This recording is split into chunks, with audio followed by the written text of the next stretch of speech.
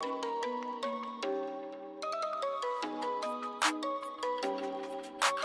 is up, everybody? I am super excited for tonight's show.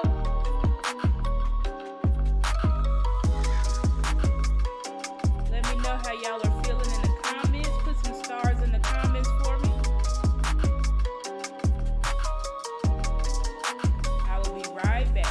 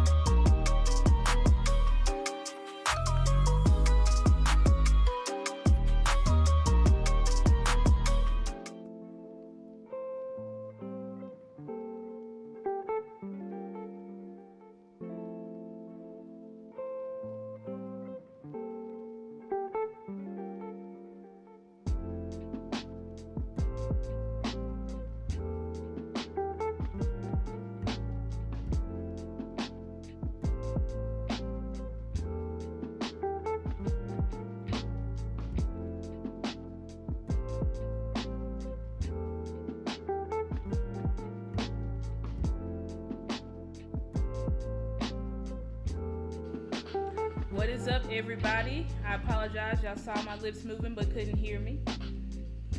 Had my mic muted for the intro video. How's everybody doing? Let me go over here to check the comments. Key, you said you first. My number one guy. Love you, Key. Thank you for being here with me tonight.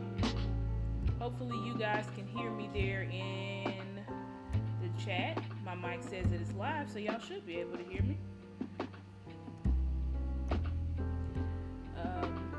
I am just... What's up, Choctaw? Wow, Choctaw's in the chat tonight. What's up?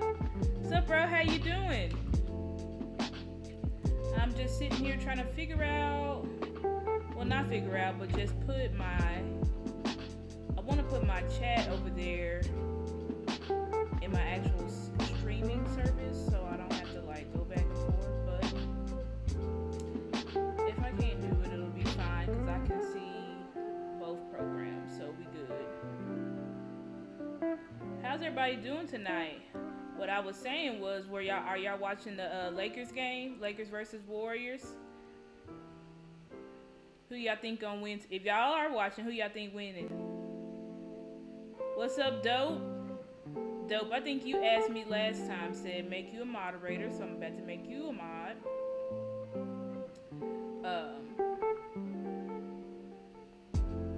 Making you a mod. Thank you. Key, I'm gonna make you a mod too.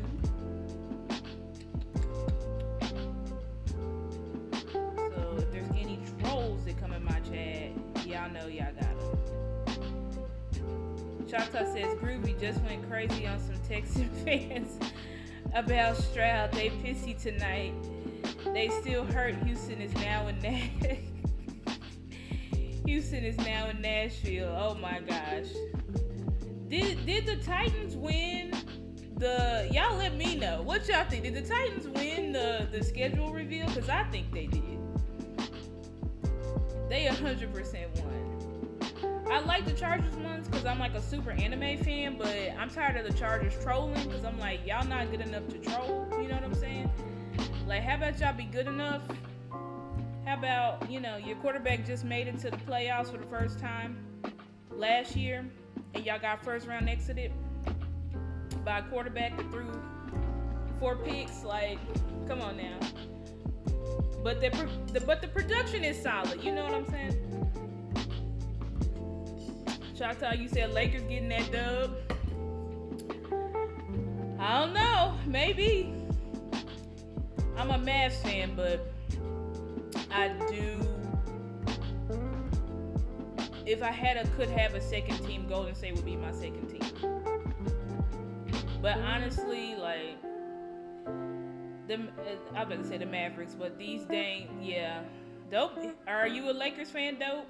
Dope said Lakers are staying. Yeah, poor Golden State. Like, the freaking Lakers are just like, these guys are trees. You know what I'm saying? Like, they can't drive to the goal. Just smacking it right out. It's kind of embarrassing, but anyway, well, I'm glad y'all here. Oh, you're not a Lakers fan, Choctaw. Okay, that's what's up. I think I was asking Dope, are you a Lakers fan? But anyway, I'm super excited that y'all are here with me tonight. Oh, I think I got it. Pop out chat. Oh, yeah. We got it tonight. Because it should allow me. I see my chat here, but I don't know if it's connected. Can y'all see that chat I just put on the screen? Tata said you don't really care for basketball. Yeah, to be honest, like, I don't really care for basketball that much. Well, let me know. I don't care about basketball till playoffs start. It's just too many games to keep up with. Like, I'm like just thinking, I'm like, how do they keep up with all these games? Like, I mean, not how do they keep? Well, yeah, how do their bodies? Like, they play so many games. It's like they play every other day. I was thinking, I was like, I low-key wish though that like the NFL had it to where you could play a team like multiple times, like it wasn't just like win or go home. But I'm like, with the beating that you take in football, just wouldn't be possible. But you said that's how hockey is, yeah.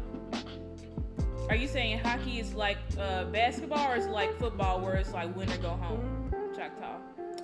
I'm trying to see, because I clicked on a comment. I'm supposed to already have this overlay that I set up. But I don't think y'all can see the comments on the screen, so. It is what it is. Baseball worse is every day. Yeah, that's oh, you talking about how hot, you talking about the scheduling. Okay. I got it. I got you. Let me see. Y'all low-key supposed to be able to see these chats, but I might not worry about it tonight. Anyway, I need to get into the content. So, you are, well, first of all, I got a lot going on, but I gotta first, say, my name is Stargazer, but I just go by Star, and, this, if I can find my, and, let's see here. I'm trying to play my buttons for y'all, but I actually can't see them right now, so that sucks, because I was going to do my little intro with y'all, but anyway, my name is Stargazer. This is the night show. I will have my button that says, welcome to the night show, but for some reason, cannot see them to play them for you guys, so that's great. I think, actually, I think I could probably just build a plane while it's in the air.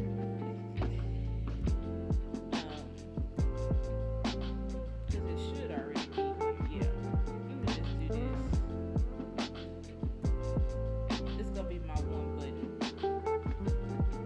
If y'all saying something to me in the chat, I apologize. Because I can't see it right now. Soon I'll have more than one monitor, so it'll be easy for me to like go back and forth between stuff.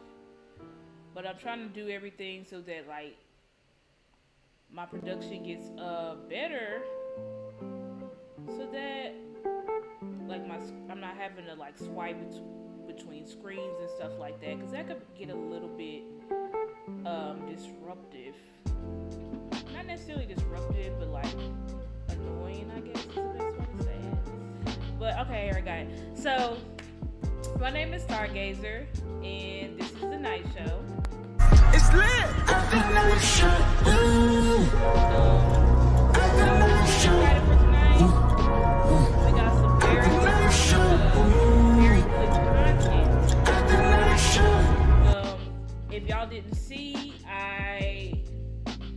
earlier this week, I can't remember what day it was, but earlier this week, I put out a video called Trench Warfare, and it was about how our offensive line will dominate in 2023.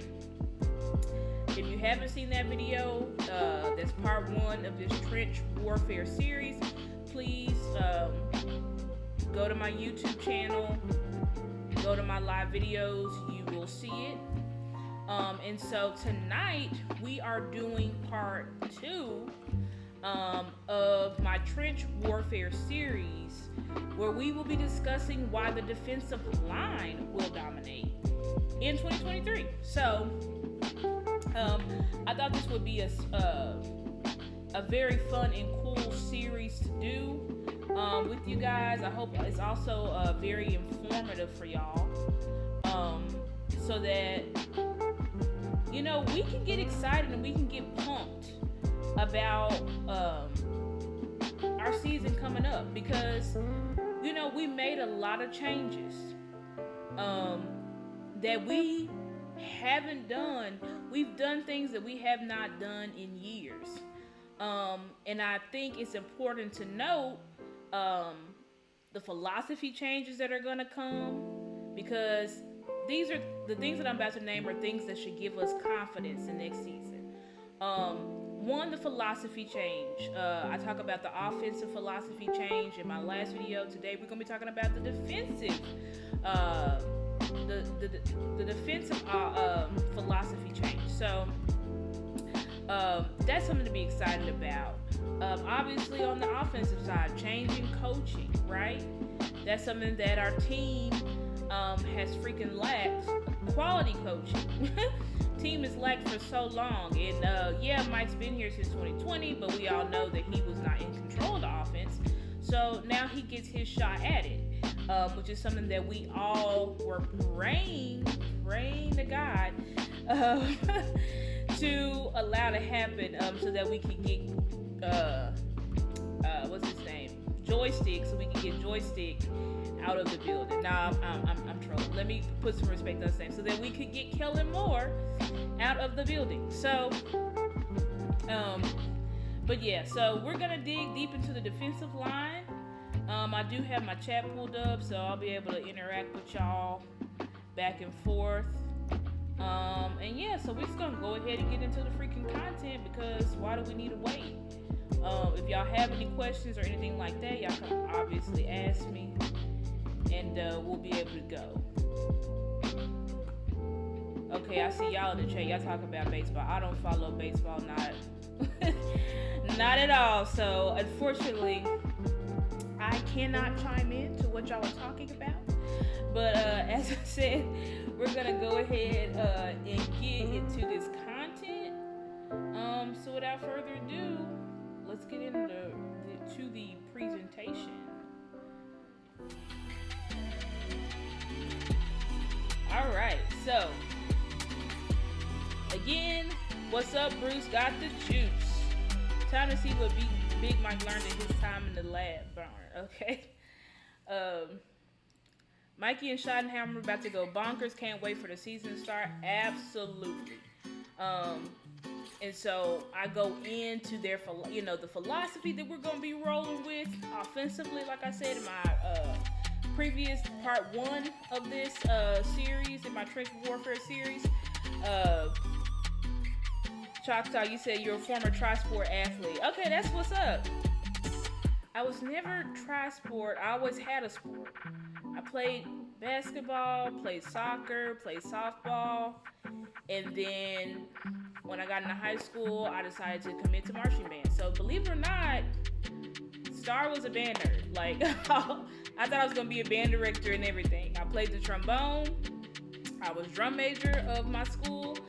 Went to Duncanville High School. I don't know if y'all know where that's at. I don't know if anybody in here is from Dallas. Any of y'all from Dallas? Y'all let me know. That's where I'm from. Choctaw, I know you from Ohio, right? Y'all let me know where y'all from in the comments. Dope, Bruce got the juice. Where y'all from? But anyway, yeah, we're gonna get this presentation rocking. Y'all bear with me. Hopefully we can get through it. From Funky Town, Fort Worth. Okay, that's what's up. Delaware, that's what's up, dope. All right, glad to have y'all tonight. That's what's awesome. What's up, Kevin? How you doing? I actually live in San Antonio right now, but I'm gonna be moving back to Dallas shortly, so that's gonna be exciting. My whole family's from Dallas, so Kevin Richards Austin spent a lot of time in Austin.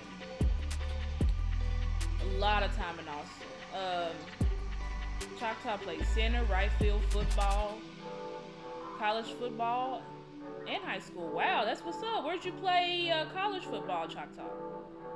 Let me know. Any of y'all play? If anybody played football, let me know.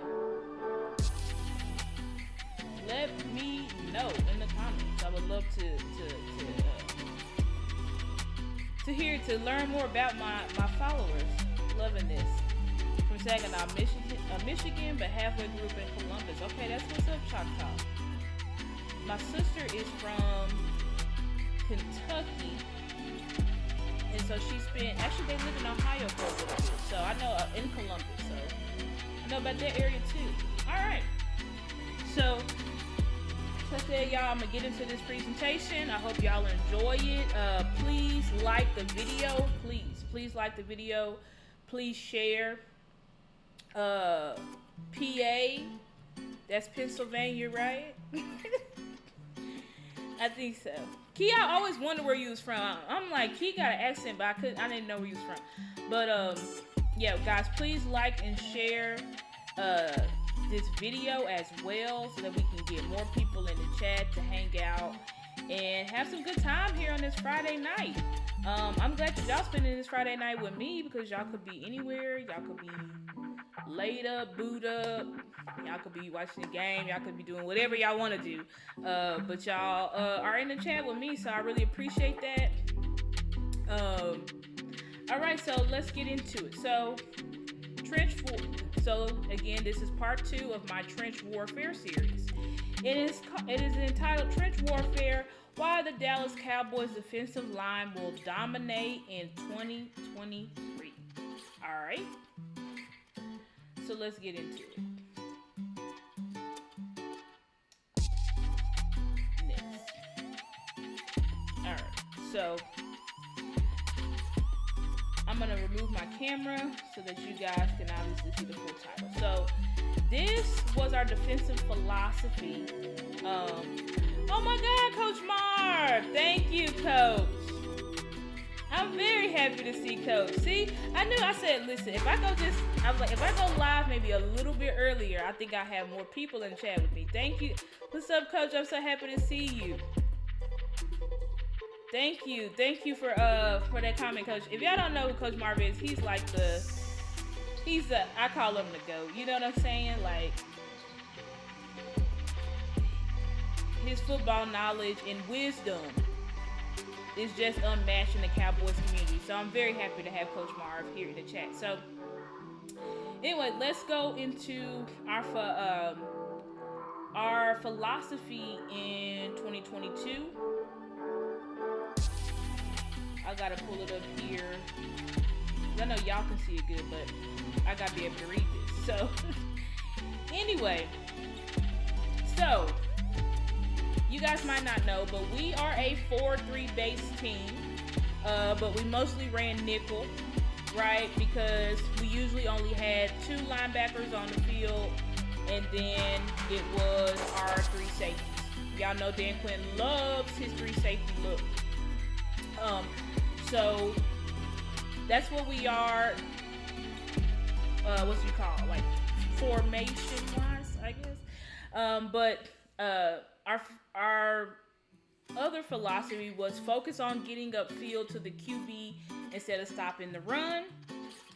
Remember last year, last season, the DTs, right? The defensive tackles were asked to bulk up to be able to collapse the pocket via the pass rush, as well as improve their run defense. Okay? So, I'm going to read this little excerpt that I got here. I forgot to put the source on here. That's my bad. But, this is an excerpt online. I think it might be from, you know what? I know where it's from. This is from Blogging with the Boys. Okay?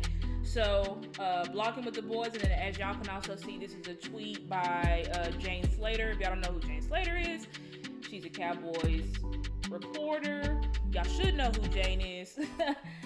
Jane, Michael Gelkin, all of those guys, David Moore, like those are the Cowboys reporters. If y'all don't know them, all you have to do is just like watch Cowboys, YouTube, The Fan, you know, they're always all over those, I think it's 105.3 The Fan. They're always over those, on those platforms.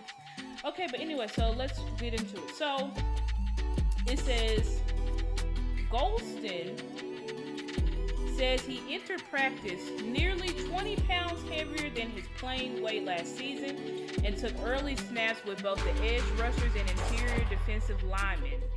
Even with the added weight, he appeared quick off the snap and was moving better than he did last season.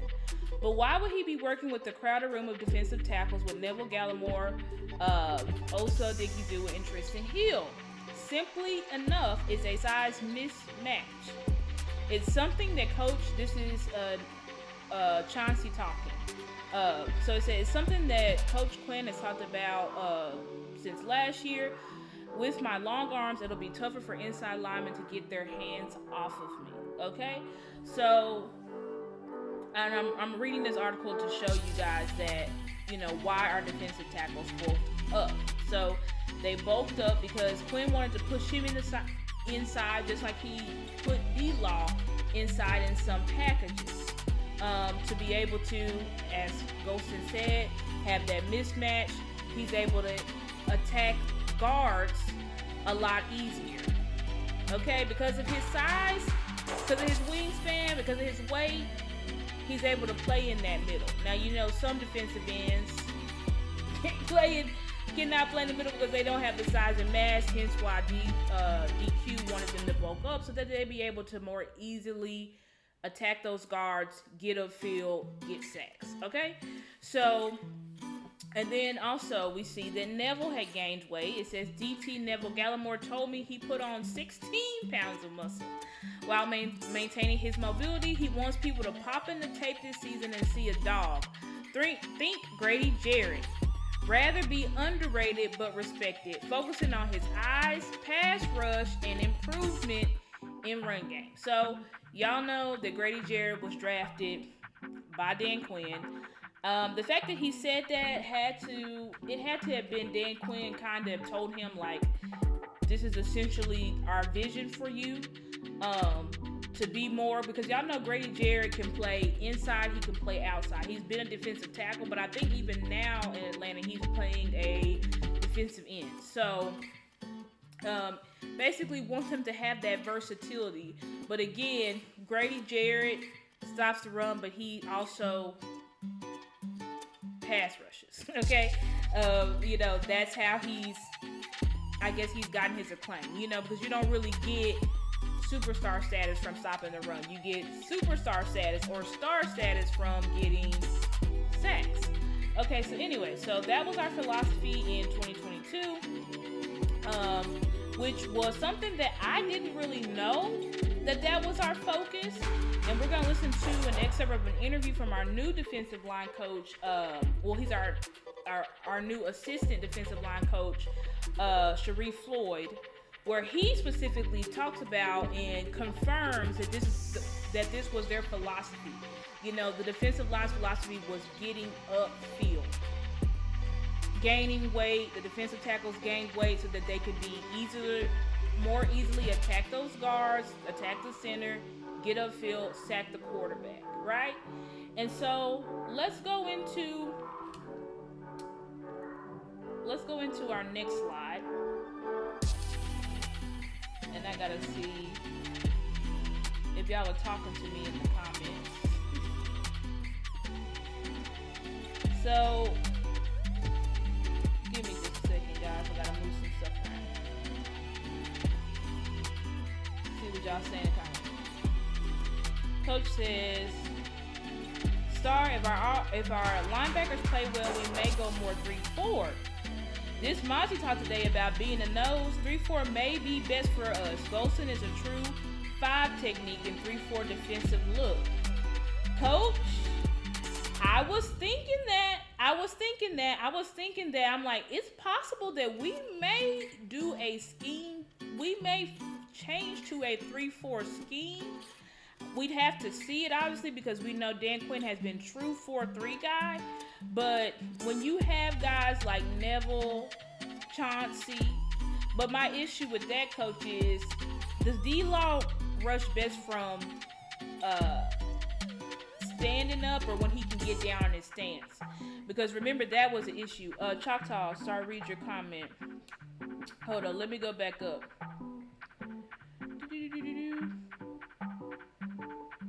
Oh, turn my background music. Okay, it's too loud. Okay, let me turn it down. Sorry, guys. Okay, I turned it down. Let's see here. Versatility in the front seven, not to mention Fahoko. Yep. For me, I also got, okay, Bruce, you're talking about stuff you did in high school. You're a wrestler. That's awesome. Okay. So anyway, let's go ahead and get into the issue with our philosophy last year. I'm sure you guys know the issue, but who are in the chat, because you guys are super smart Cowboys fans, but there may be other people that don't know.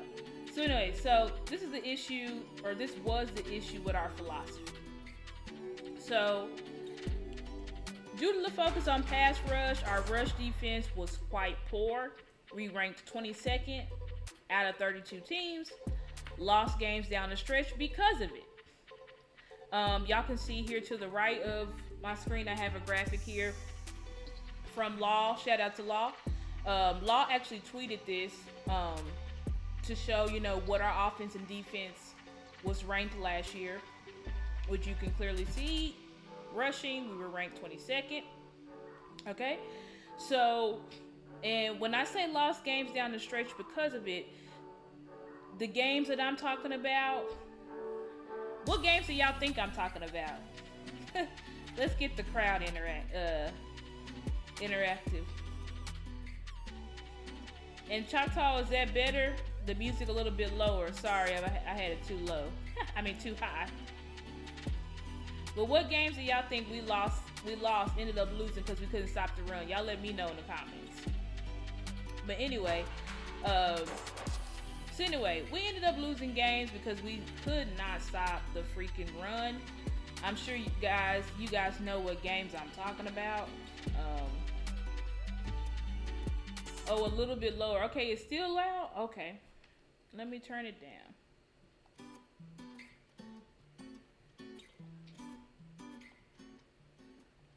Okay. I turned it down like super low. Thank you, Bruce. Absolutely. Green Bay Packers was one. Which I know, eventually it was the big plays is how they scored. But they were able to get them big plays off of play action. Why? Because they was running the ball down our throat. Anyway, Dope Meister says, San Fran, most importantly. That was in 2021. I'm gonna show us that our team actually did our defense did a very, very good job stopping the run in this in 2022 playoffs. But in 2021 playoffs, yes, we were getting ran through. We were getting pushed off the ball for sure. But anyway, let me go back to here. So anyway, the defense led the league in sacks at the beginning of the season, right? Remember, everybody was thinking Michael was going to break the sack record, all of this different type of stuff. But eventually that didn't happen because Michael's body eventually started getting worn down because he ended up playing almost exclusively at edge the whole second half of the season. And so y'all know teams began to counter through running the ball in quick pass game. That's really why everybody was running. Everybody was wondering why our pass rush was going down. And the pass rush was going down because one, teams, like I said, countered through running the ball on us, and then also through the quick passing game. You go through and watch the Texans. The Jaguars, that was another game that we lost because of the running game. Again, got big play action plays, but play action only works right if you have the threat of the run. So sucking us in, getting big plays down the stretch. KJ got cooked in that game. We all know. But anyway, and so we ended up having to freaking acquire Jonathan Hankins before the trade deadline. So I have also to the right here, you guys can see Jonathan Hankins' measurables. 6'3", 340-pound guy. Came here to do what? Help us stop the run because we were getting killed. And I'm going to show that we were getting killed in the run on our next slide. So this is the run defense, and I say without Hankins technically, and that's why I put it above so that we can see. The Jags game was Hankins' injury, right? Because Hankins got hurt. Hankins and LVE got hurt in that Texans game, which was before the Jags game. And then the Bears game was his first game, so he didn't have that many snaps. And then the Green Bay game was his second game. So still, he was getting acclimated. He was getting sprinkled in. And we're going to watch some film because you'll see in the Green Bay game, when Hankins was in there, we were stopping the run pretty well. But when he wasn't in there, we were getting destroyed. So you can see here in the first graphic, the Jaguars ended up rushing on us 192 yards. 192 yards. Okay? In the Bears game, they ended up rushing 240 yards on us. Now, the Bears game was unique because, as y'all can see, the vast point difference. They're a team that just kept running the ball, you know what I'm saying? But even though they just kept running the ball, knowing that because, I mean, if they wanted to win, they should have. Eventually, once you get down so much, like, you got to score quickly is what I'm saying. But they just kept running the ball because they were scoring running the ball. It's just unfortunate that we were like super far ahead. So eventually it just felt like they were waving the white flag. But even with that, they still put up 240 yards on us. Okay, and this is over the total team. So like the Jaguars game, ETN put up 100 on us, but also Jamal Agnew put up like almost 100. He had like 70 yards against us. The Bears game, this includes Justin Fields as well as their running backs. And then in the Green Bay game, we know they have a two-back system that includes Aaron Jones and what is Dillon. I think it's his name, AJ Dillon. I think is that the Green Bay guy, other running back's name? Denver as well. Let me see. Do your intro, make it like medium or loud as your background. Okay. Thank you, Choctaw. I appreciate that. Been needing somebody to help me know how to if my sound is too loud or too soft. But thank you, Choctaw. I really appreciate you helping me with that. Um, Coach says, Star, the middle did not hurt as much people say. The edges hurt us. Absolutely, that's true, Coach. The edges is what really killed us.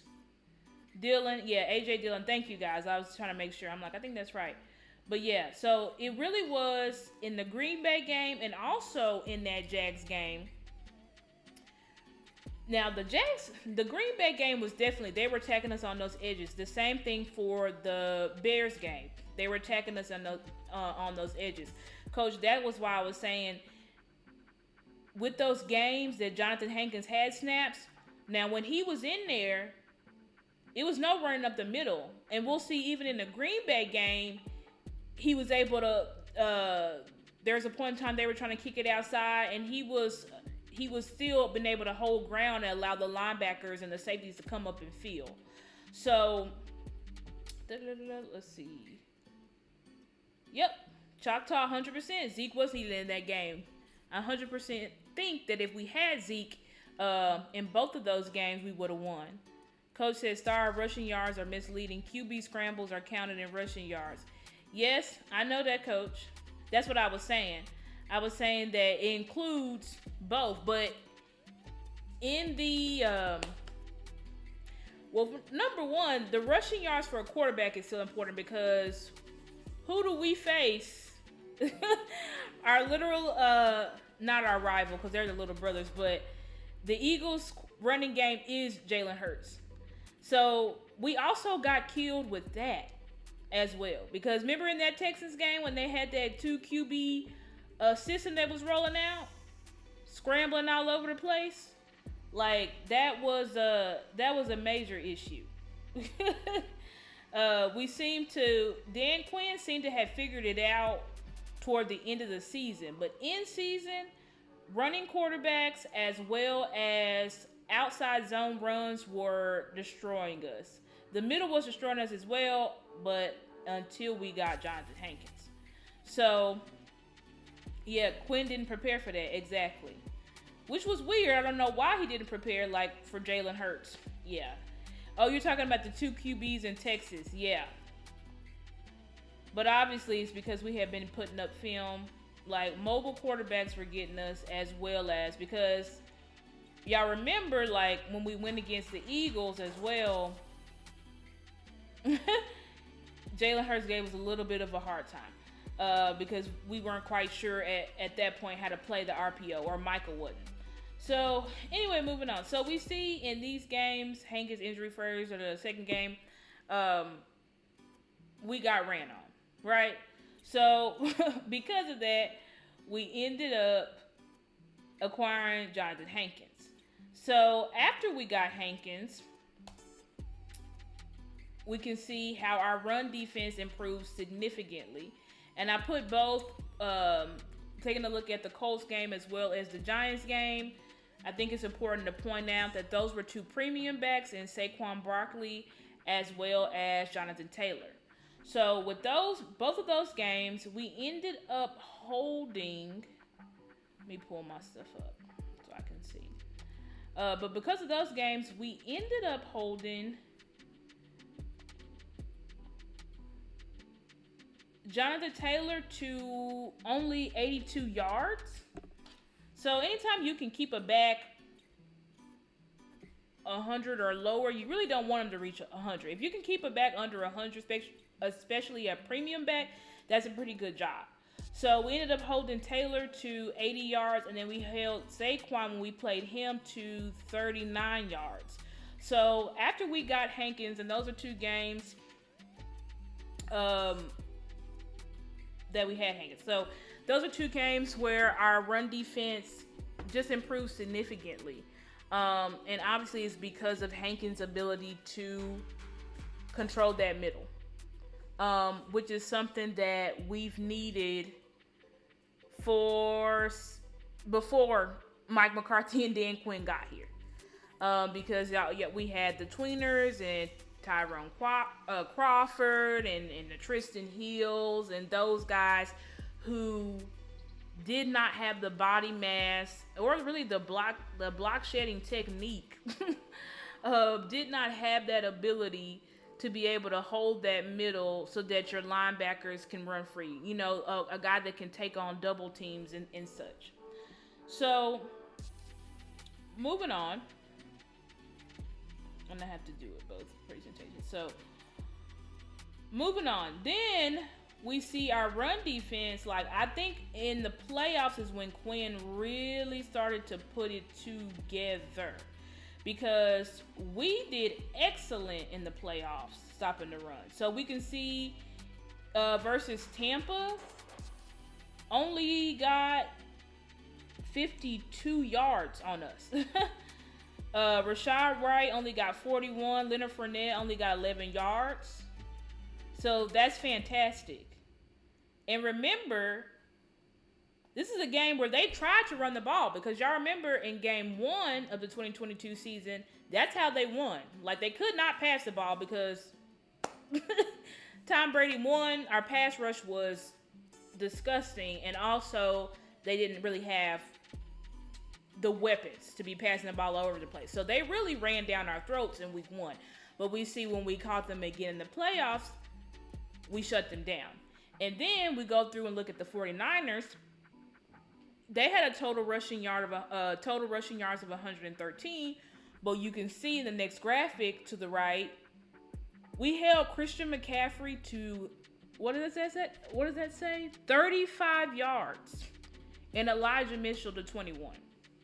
So from those, you can see that the defense that Dan Quinn really started, we really basically put it all together to be able to keep the run at bay. So actually stopping the run toward the end of the season was not the issue.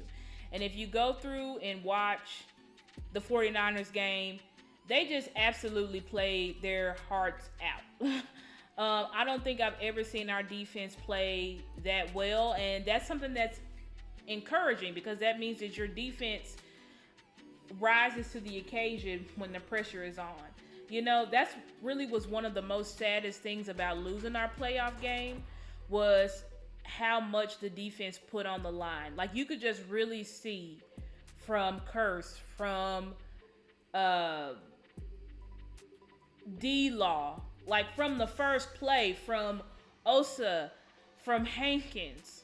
Because I remember Hankins got a freaking sack in that game. Like, y'all could just see from the way that defensive line played, from the way that our front 8 played, because Leighton Vander Esch had a good game.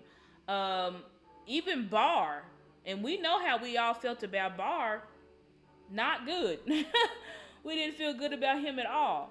But in that game, our front 8 rose to the occasion. And so that was one thing that was just super disappointing. Dopemeister says, I hope Zeke swallows his pride and takes a lesser role so we can bring him back. I hope that too. You know, when Coach Skip Pete was saying that he thinks Zeke is not signed because he doesn't want to take a lesser role. But, you know, I understand it, because, I mean, it is sad for a back like Zeke and it's more so hard. You know, it's difficult to accept that. Because I'm pretty sure Zeke, like, wanted to, like, catch Emmett's rushing yards record and all of that type of stuff, you know, and when teams just don't want to give you a chance. But honestly, Zeke was up for contract just at a wrong time, because so many guys, the NFL is just devaluing running backs, which is super sad. Y'all can see what happened in the free agency. I think, what was his name? Miles Sanders was like he got the biggest contract, and he's only getting paid like $6 million a year. You know, so it's like a contract like Ezekiel Elliott's for a running back just will probably never happen again.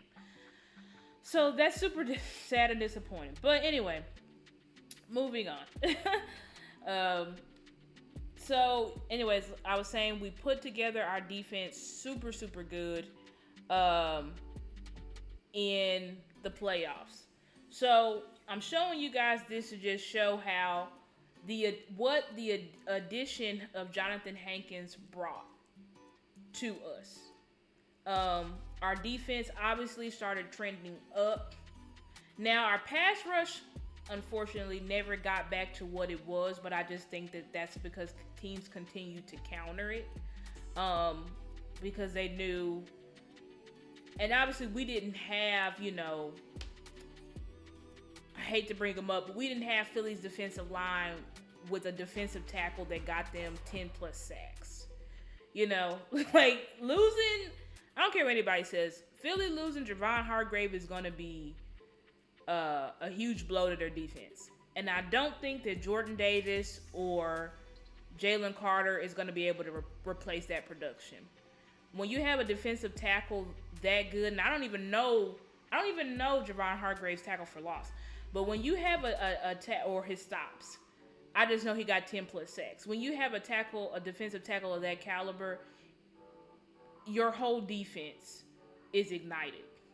Hey Martin, how you doing? Glad to see you. Your whole defense is freaking ignited when you have a defensive tackle that freaking good, that premium. Hence why shout out to Coach, was trying to get us to get the guy from the Colts. What's his name? I can't remember. What's the defensive tackle? Coach, if you're still in the chat, let me know who that defensive tackle is. His name is slipping my mind.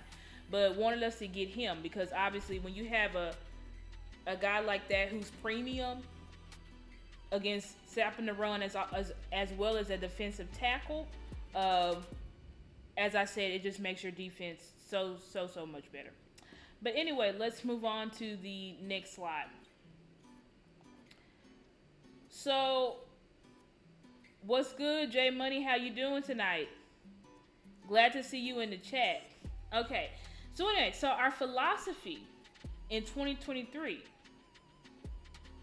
has switched to So our philosophy in 2023 has switched to focus on attacking keys and pushing the man. That should be man. It says main. My apologies. Pushing the man in front of them back to align linebackers to get into their gaps. So the linebackers won't have to fight to get into their gaps. Linemen in front, meaning the offensive lineman in front of the defensive lineman, will tell them what the play is opposed to guessing. So we're going to go ahead from this point and listen to a clip so that you guys, actually no, I think I'm going to go ahead to the next slide and then we'll listen to the clip of the interview because I have a clip from Sharif Floyd's interview. And Sharif is actually the guy who exposed the defensive philosophy in 2023 and confirmed the defensive philosophy for 2022. So that's why it's important to listen to whenever our coaches are speaking, listen, because they're always dropping nuggets. I don't think many people paid attention because that was an interview that they did right after when we drafted Valami, or he wants to go by Junior Fahoko. So I don't think many people even listened or paid attention to that interview, but that interview pretty much helped me build out this entire presentation. Okay, so but anyway, let's move in. I'm gonna move into the next slide. As I said, we'll keep going and then we're gonna listen to the interviews, but let me go back to the presentation. So, and I say, how do we know this? Basically, how do we know that this defensive philosophy is happening? How do we know the change is occurring? That's why I said, how do we know? So, one, as I just said, Coach Sharif Floyd. Okay, so Coach Sharif Floyd is our assistant D-line coach. So Sharif is a Dan Quinn disciple.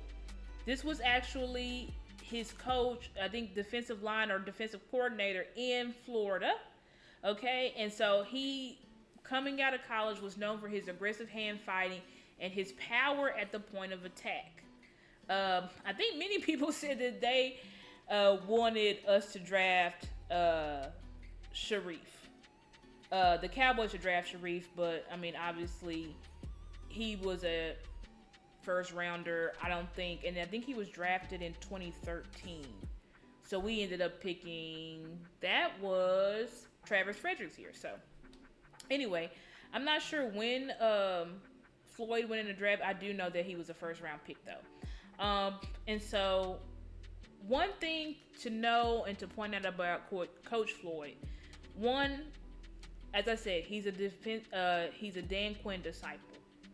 So he already knows what Dan Quinn expects out of his defensive tackles or his defensive linemen, right? And another thing that's unique about Floyd is that he's not too far removed from the game. As I said, he was drafted in 2013, and I think he exited maybe 4 to 5 years later, but that was due to an injury. He ended up having and y'all can read this article because I have the source up here from Sports Illustrated Fan Nation, All Gators. If y'all can go to this particular article where it talks about Sharif Floyd, because it was basically talking about how he had been hired by the Dallas Cowboys, and it goes into all about how he ended up having a surgery. He sued the doctor because the doctor did something that basically made his career end. And so you can look into the backstory of why he ended up getting out of the league. It wasn't because he was washed or he had some personality problems or, anything, or character issues or anything like that. Like, he ended up just having a injury that, unfortunately, like many guys, killed his career. But anyway, he provides a specific technical education to all of the D linemen. And so you're going to be able to hear from that as well, because he was asked specifically about his hand fighting and how Vellamy is able to show the hand, what's the word I'm looking for? I guess I'm gonna make a word. Show pro-ish hand fighting in the way that he attacks his man and able to get sacks. Obviously, if y'all don't know, Vellamy, or Junior Fehoko, he was Mountain West Defensive Player of the Year. He had 19 tackles for loss and 10 sacks, I believe, or 9.5 sacks. So, of course, that was a smaller conference for sure. Let me see. J Money says, I'm just trying to see what y'all saying in the chat. Oh, Dope Meister says, why does everybody think the Eagles got better? Make it make sense. Yeah. It's they think that dope because of the Eagles. I mean, because of the draft. That's pretty much why. Like, the Eagles drafted Jalen Carter, Nolan Smith, and Kelly Ringo, and all of these names, so everybody thinks that, like, they got light years better. I don't believe in that, for the simple fact of they're rookies, you know what I'm saying? So they got to prove it, and when it comes to, like, defensive linemen, we know it takes them a couple of years to get acclimated. Chauncey is a good defensive lineman, but I was really thinking about Osa. Fantastic defensive lineman, had like 4 sacks or something like that his rookie year. Played phenomenal out of his mind, but he didn't get anywhere close to freaking Javon Hargrave. So that's what I'm saying. Like, those rookies are not going to be able to replace veteran leadership or veteran play. Like, it's just not going to. I mean, let me not say it's not going to happen. It could happen, but the chances are unlikely. So, let's move into the next part of, I want to read a little bit of this article. As I said, guys, this article, I put the source there at the top. It is from Sports Illustrated, from their All Gators Fan Nation page. So, I want to read a little bit of it. Just giving you a little bit of background on Floyd to show you the type of caliber of player that he was before he was drafted. So, he spent 3 seasons with the Gators. He produced 115 tackles, 4.5 sacks, and 26 tackles for loss, and a forced fumble in a pass breakup across 37 career appearances. earning All-American honors before declaring for the 2013 NFL Draft. So I wanted to put this in here so that we know, like, we need to know who Coach Sharif Floyd is and why he's important. Why having his expertise inside of the building is important. And I'm going to show my face because you guys haven't even been looking at me. So, but anyway, I'm bringing this up so that we know who Coach Sharif Floyd is, his pedigree, knowing that he has the skins on the wall, right? Although he didn't have a super long career, as I said, because of that freaking injury, when he was healthy, he was a dangerous man. I'll put it like that. So he's absolutely able to give the players insight that maybe, Aiden can't give, DQ can't give. You know what I'm saying? Because they didn't play in the league. Obviously they played this. Well, I don't know if Aiden or Auden, how you say his name, Coach Dirty. I don't know if he played in the league, I don't know if he played in the league or not, but I don't think he did, because I think when we went into his resume, he was like part of the international internship program, something like that. So I don't think he played in the NFL. DQ did not play in the NFL. So, and as well, even if they did play, they obviously played a long time ago. Sharif Floyd, as I said, he is more closer, to these guys than you think. He's only 31 years old. So, if I keep, and I don't want to read that other excerpt. So it says, in 44 appearances, this is what he did in the NFL. With 24 starts, he tallied 95 tackles, 9.5 sacks, 13 tackles for loss, 1 forced fumble, and 4 pass breakups. Okay, so again, I'm showing you guys this, or telling you guys this, to let us know that our coach, our new assistant defensive line coach, is a dog, right? Or he was a dog during his time. And so, as I said, a player to player, right? You have a different respect for those who have played the game. Why do you think somebody like Micah? I just was watching before I got on live. What Andrew Whitworth, former offensive tackle for the Rams, was saying. And Michael was saying, like, if you want to be the best, it's good to, learn pass rush moves from DeMarcus Ware and I'm forgetting our guy's name from the 90s that we got from 49ers land. Y'all help me out. I'm taking a blank, but I can't believe I'm forgetting his name. Literally Hall of Fame. I don't know why. My brain is just not, can't think of it, but y'all help me out in the freaking comments.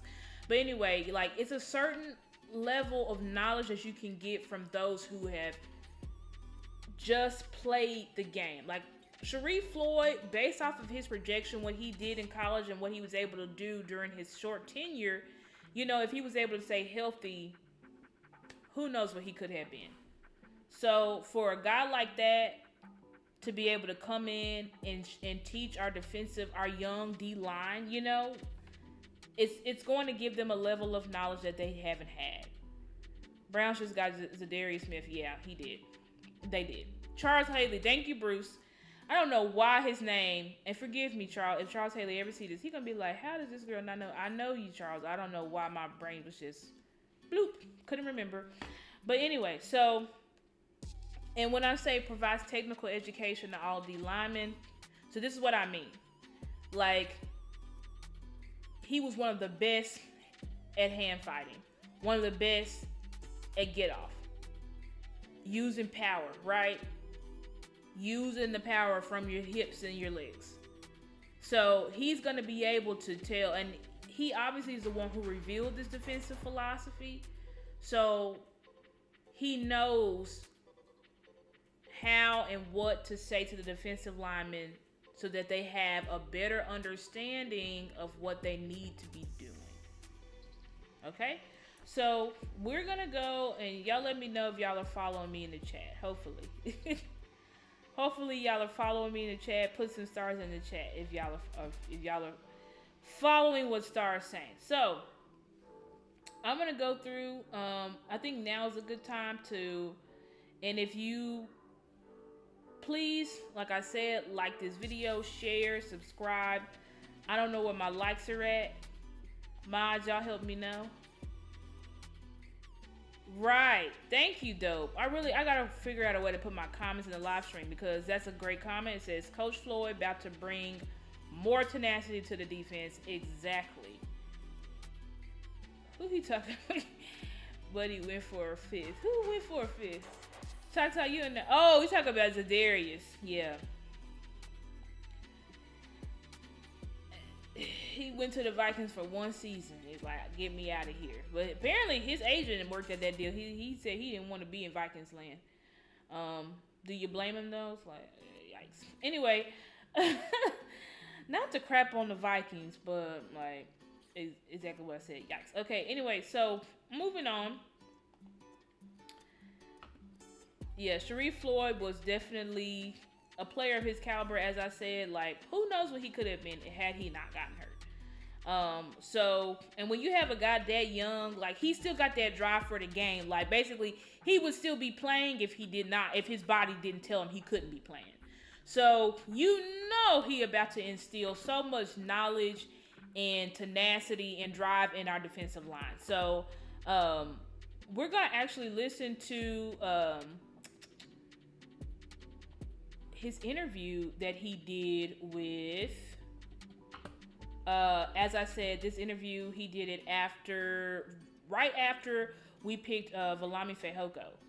So, Junior Fehoko. Need to respect people how they want to be called. Okay, so let's go ahead. I'm going to get into his interview.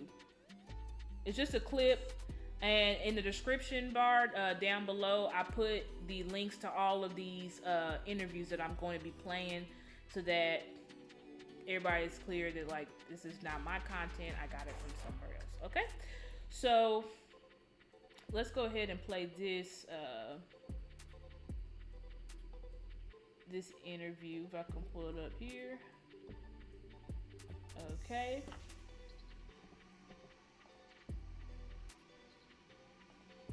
Gotta pause it, gotta rewind it for a minute, and let's transition, and let me make sure the volume should be good, and play. Does. Well, Coach, one of the things that I loved about you coming out of Florida as well was the hand fighting, and that's something where I'm always looking for from a college player transitioning to the NFL, because it seems like that's always a challenge, and working your hands, winning with your hands, it seems like that is so important at the next level. That stood out to me with Junior Fehoko. Do you agree with that? And can you kind of explain maybe the challenges that it is moving from the college game to the NFL when it comes to certain elements like that? I agree. I think he did a great job of learning how to play with consistency with his hands and playing through them. You see a lot of guys nowadays playing with flippers and playing with, just trying to get up the field, thinking that the vertical charge is all they need. But I think this guy's just missing a couple little things to make his game even more better. And then when you can consistently come out and knock a guy back and play with your hands, you got the ability now to play a gap and a half. So at this point, I think I didn't even perfect like hand play until I got in the league, and I played pretty good with him in college. But I think the consistency of it is just picking a guy up out of his stance and keeping your pads down and being able to gain extension and vision through your gap without lifting up. Yeah. Well, you guys added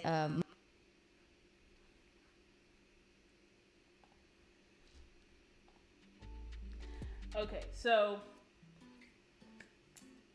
that was the clip that we're talking specifically about, his hand fighting, how obviously that was, as I said, something he was known for coming out of college. But eventually, then he talked more about the specific technique of how important hand fighting is, how, be able to sustain your block against a guy, attack your key, move your guy out of the way, right? Because that's all through the hand fighting. And y'all let me know, does how what he's describing, does that sound like anybody? Being able to attack your key, being able to move your man without lifting up. Is there anybody we just acquired that may match what Coach Sharif Floor just talked about? Y'all let me know down in the comments. And y'all also give me just a second. I have to, unfortunately, I'm going to put the presentation on pause just for 2 seconds. I gotta, once again, I know y'all are going to hate me for it, but I got to get my charger so that my stream doesn't disconnect from you guys. So, y'all give me 1 second. I'm going to be right back. It's going to take like 2 seconds. I promise. If only I had a co-host so that they can keep going. But I don't have a co-host. So, y'all give me a second. I'm going to be right back.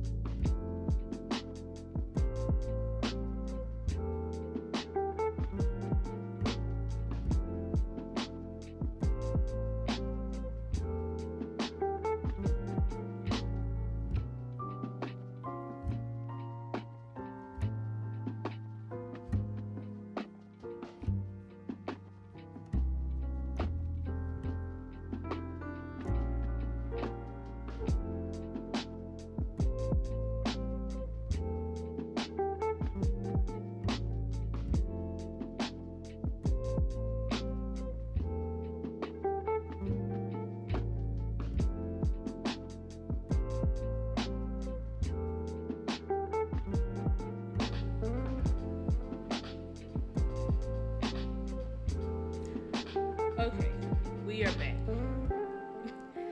Y'all excuse me, I got stuff in my camera, but okay, we're back, guys. Sorry. Got to get back into the presentation. Told y'all I was only gonna take me a couple of seconds just to move some things around so we can get back to it. So anyway, let me get back to the presentation. Okay, so in that specific interview, as I said, we were talking about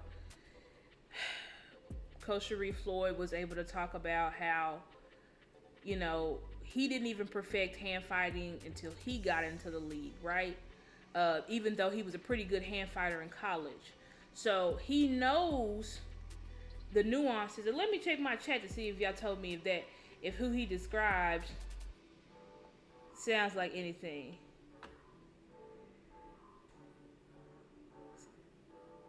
That's what's up. 6 people tuned in. Thank you, Choctaw, for letting me know that. Mozzie is locked in. Absolutely. So, who I think, and then we're going to listen to Coach Dirty, but yeah, thank you, J Money. Definitely Mozzie, right? And we're going to watch some fun film on Mozzie from an Eagles fan. Can y'all believe that? I'm about to show y'all a breakdown, but came across this breakdown. I was like, wow, this is good. I thought this dude, he made it before because he wanted the Eagles to get Mozzie before the draft, but unfortunately we got him. So anyway, the philosophy change. Oh, and we need to play. I just want to talk to y'all briefly about that. But yeah, that definitely sounds like Mozzie when he says this is the type of the way he described hand fighting, being able to control a gap and a half. Sounds just like the guy we acquired. Isn't that funny? So anyway, I want to play another clip from Floyd where he pretty much breaks down the entire freaking defensive philosophy. So let's go ahead and listen to that. Mozzie. And I saw that Michael was like, no more QB sneaks. With a guy like Fehoko, when you talk about the pushback ability and the way that the league is. And I want to say shout out to Aisha Morrison. I've been shouting her out like every video I do, but she's really fantastic, and I really love the questions that she asks.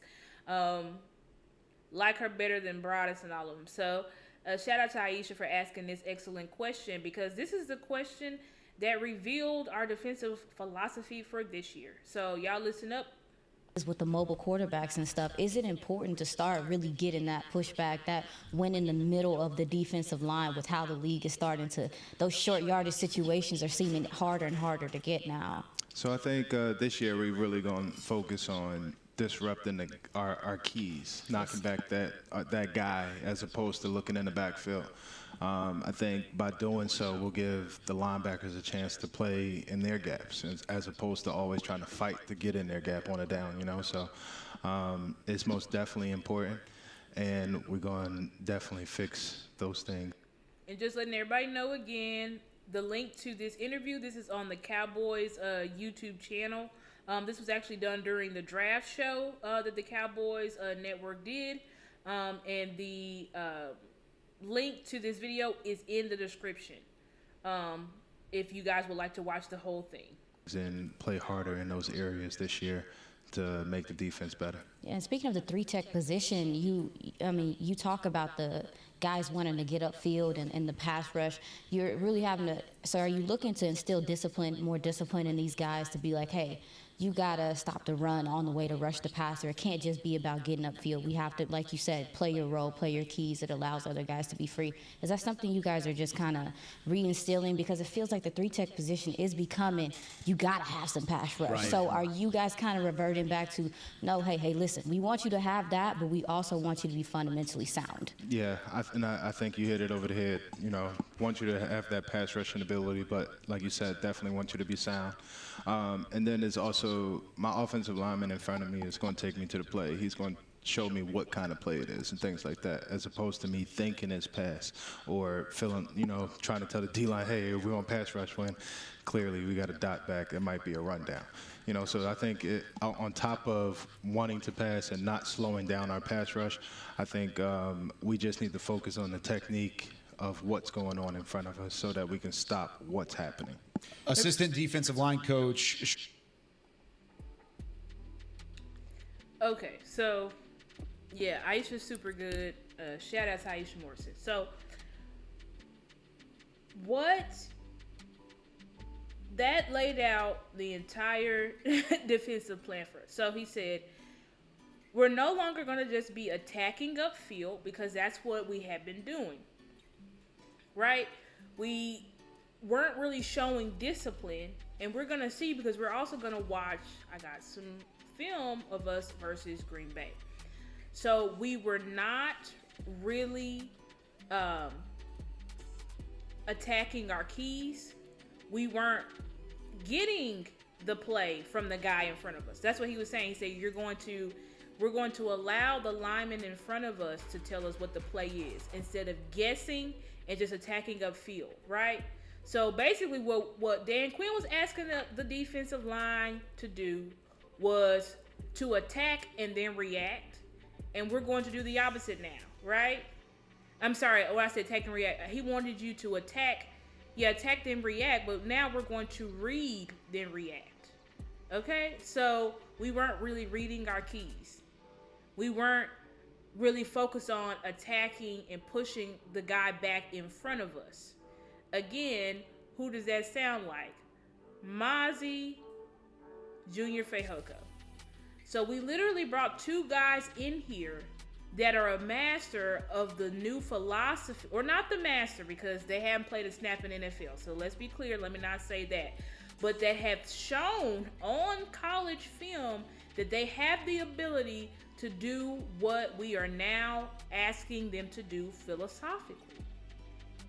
So, as I said, I wanted to play that clip so that we all know this is why this is how Star knows that our philosophy is changing, basically. So y'all just are like, did I just come up with this? No. I mean, Coach Floyd literally told us what they're going to do, what their focus is going to be for this 2023 season, okay? So if we go into the next slide. So I'm still on how do we know? So we re-signed Jonathan Hankins, right? Remember at the beginning of the presentation, I showed us what our run defense was before or what our run defense was without Jonathan Hankins, or with Jonathan Hankins getting limited snaps, and then what our defense was after Jonathan Hankins, and then also showed us which was with Jonathan Hankins playoffs, right? So Dan Quinn obviously knows that he needs a nose defensive tackle that can not only that has the ability to take on double teams, not get pushed off the ball, be able to push their guy back, right? I.e. collapse the pocket. If you collapse the pocket, that put pressure on the quarterback. That helps Micah. That helps DeMarcus Lawrence. That helps Stephon Diggs. That helps Trey Diggs. That helps Stephon Gilmore. So these are the things that we are wanting to do defensively so that we're more effective, right? And see, if we're disciplined in the run game, and we're going to listen to an interview by Coach Dirty, where he's going to talk about, hey, if you're disciplined in the run game, if you're able to make your stops in the run, then that puts you in a position to pass, right? That puts you in a position to rush the passer. And we all know that if our D-line is in the position to rush the passer, we're in a good position.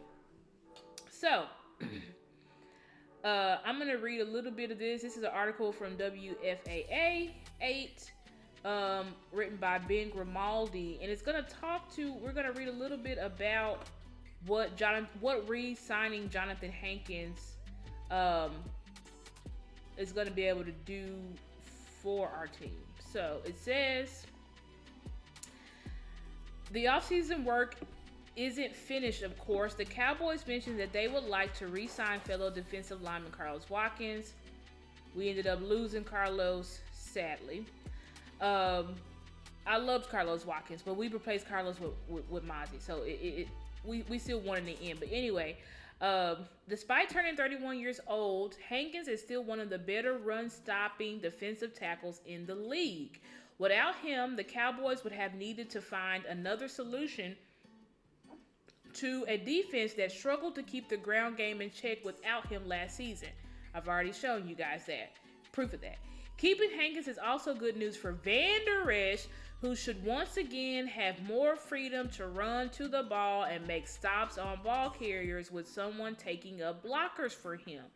So remember, Coach Floyd also said they're going to be able to read their keys, attack properly, whether it's pass or run, which is going to allow the linebackers to be able to flow freely instead of constantly having to fight to get in their gaps. Okay?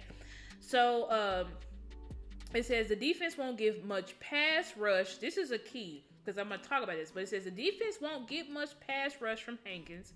He has just 14.5 career sacks in his 10-year career, but he'll clog the middle of the line of scrimmage, helping to stop the run and push the interior of the pocket. I just said that. Dallas's defense has had their issues stopping the run over the last 3 seasons, averaging a ranking of 23rd in the league over that span. So it's an area where Hankins is built to help. The Cowboys defense hasn't been in the top 10 at stopping the run since 2018.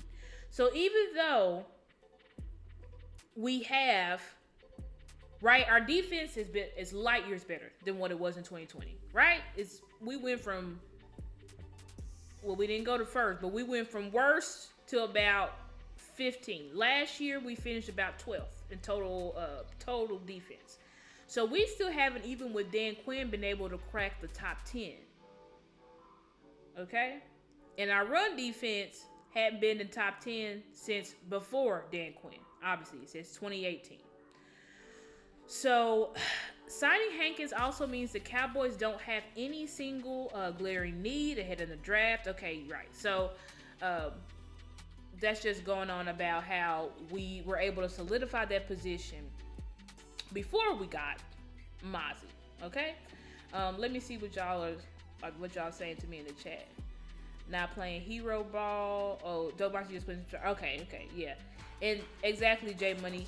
Not playing hero ball because that's essentially what we were still doing, and I thought we had gotten rid of that when we got rid of Rod Marinelli, because that's what Rod Marinelli was like. Just your job is to just shoot upfield. You know what I'm saying? Like, stop your run on the way to the quarterback. We're focusing on sacking the quarterback. But apparently that had been DQ's philosophy as well. You know, hence why our pass rush was turned all the way up at the beginning of the season. But obviously, as I said, it ended up getting countered. It tailed off. And the dumb Eagles ended up catching us. So, or I think the Eagles ended up being number 1 in sacks, I believe. So anyways, and so we also drafted Mozzie Smith. Okay? Which I put there was the missing piece to Dan Quinn's defense. Okay? And so, and we can see here Mozzie's measurables. He's 6'3", 323 pounds, and he's actually heavier than that because on his basically when they, after the draft, like right after the players are drafted, they would call him on the draft show, and he's like, I'm like 235 pounds, so he's actually heavier than what he's already bulked up than to what he was in college. Yeah, that bend don't break philosophy. Yep, exactly. And that's essentially what our defense was. Bend don't break. So it's like we allowed team to drive up the field on us, and then we would keep them held sometimes in the red zone, to a field goal. That's essentially how our defense played. But obviously, it was a good plan until it wasn't. It was a good plan. It worked until Deem said it's suicide, essentially, to try to pass the ball all day on Dallas. So we're just going to do what they haven't been able to do very well since 2018. We're going to run the ball down their throats. And it worked. It worked. Obviously, won Green Bay their game, won the Jags their game. So, and those were two games that we were up significantly. So those teams had no business at all beating us. But they were able to continue to run the ball, control the pace of the game, things that we could not do. Because I believe, as somebody said in the chat earlier, we were without Zeke. So, and I've been I'm going to just make all you guys, because you guys are my day ones. So before I get off here, I'm going to make all you guys, Choctaw, Bruce, Jay, I'm making all you guys mods. So y'all don't leave the chat until I'm done, okay? So anyway, I was trying to make Coach a mod before he left out, but I'm pretty sure Coach is gone, because Martin, I need to make you a mod. So like everybody, if you're in this chat right now, you're going to be a moderator for me. Thank you so much. You guys are my day ones. So I'm definitely, yeah, exactly. You get a mod. Everybody gets a mod. Okay. Anyway, so moving on. So anyway, so we drafted Mozzie Smith, okay, which is the missing piece of Dan Quinn's defense. And so so that's why that part in the article, which y'all can go back to that slide, you might say, well, didn't we get Hankins? Yes, we got Hankins, but why is Mozzie the missing piece? Why do y'all think Mozzie is the missing piece? Why am I saying Mozzie is the missing piece? Let me go back to the previous slide. Remember, I'm gonna come back and talk to y'all about it, where it says that Hankins is not gonna give you much in the pass rushing. game. Like he only has like 10 sacks over his 14-year career. Y'all let me know in the chat, why do y'all think Mozzie is the why am I saying that Mozzie is the missing piece? Y'all let me know what y'all think in the chat. I kind of already gave y'all the answer, but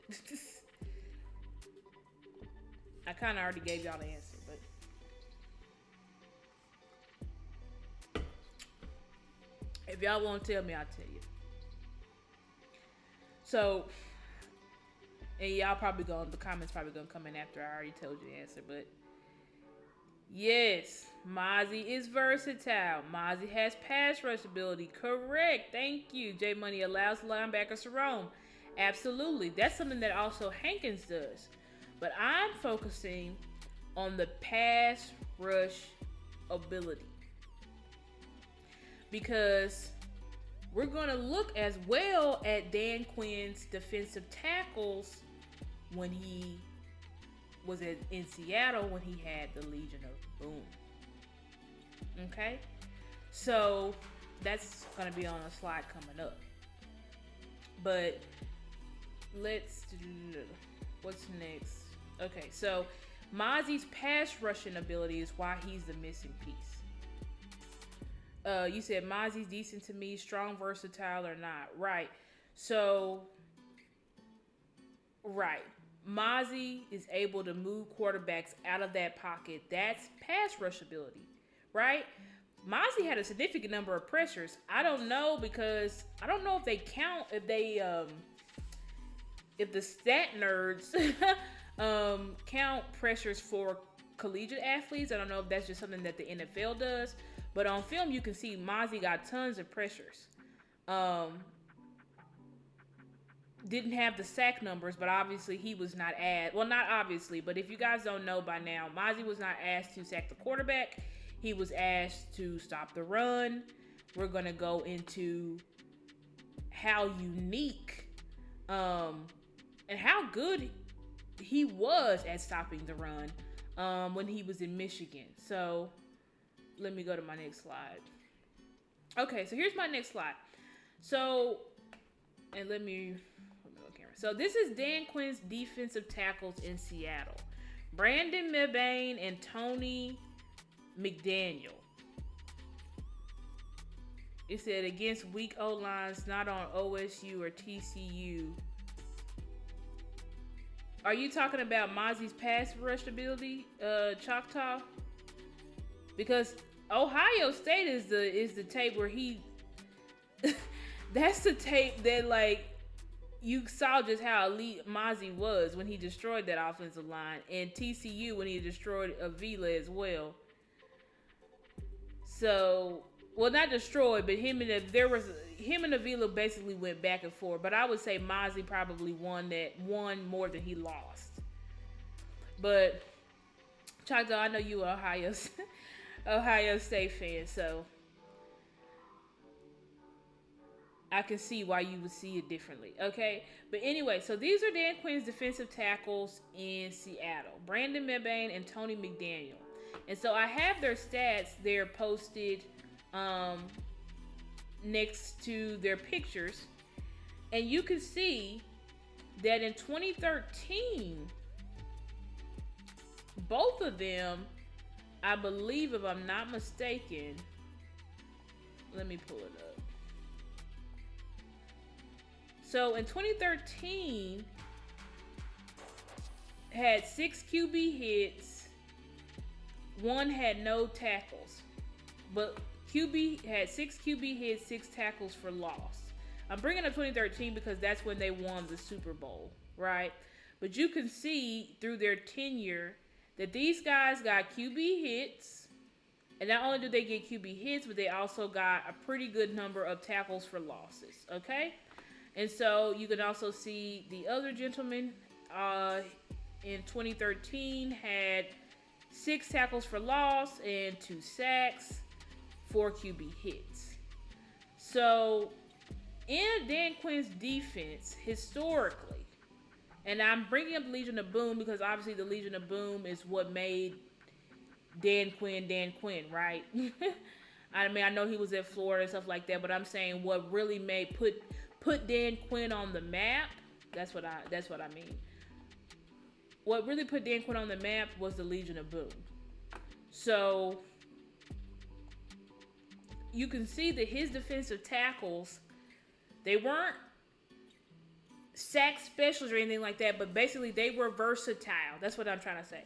So they not only could get to the passer, because if they didn't get sacks, they also got a number of QB hits, which means what? They were able to collapse that pocket. And we also know who was in the middle of Dan Quinn's defense. Bobby Wagner. How many Pro Bowls and All Pros does he have?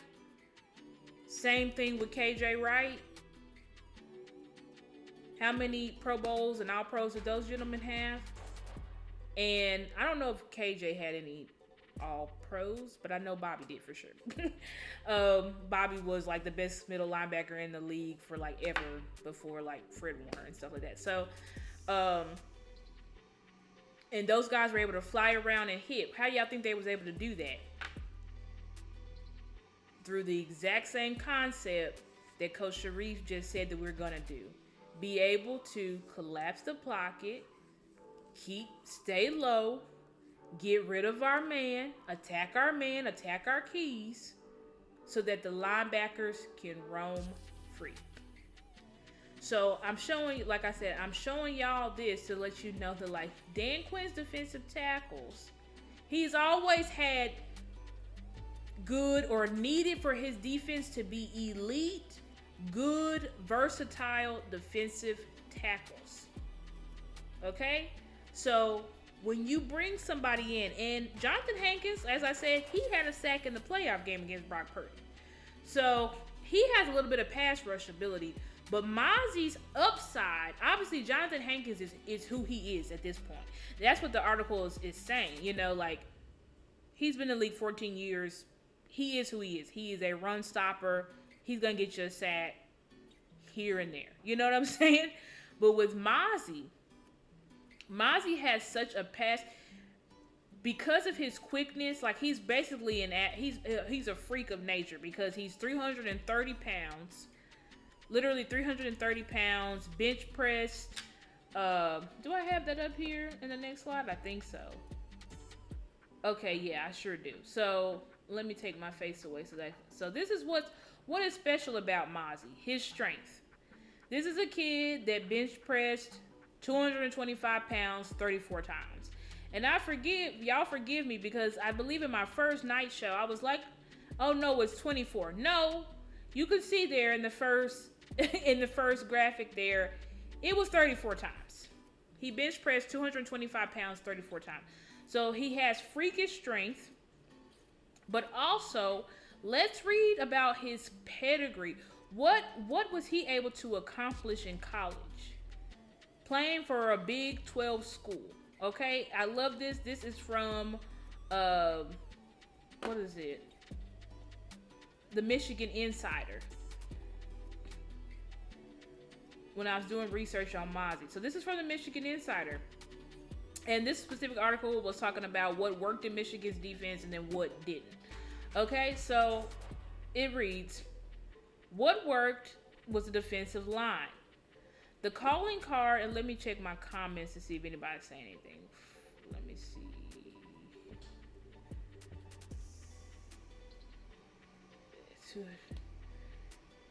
Yeah.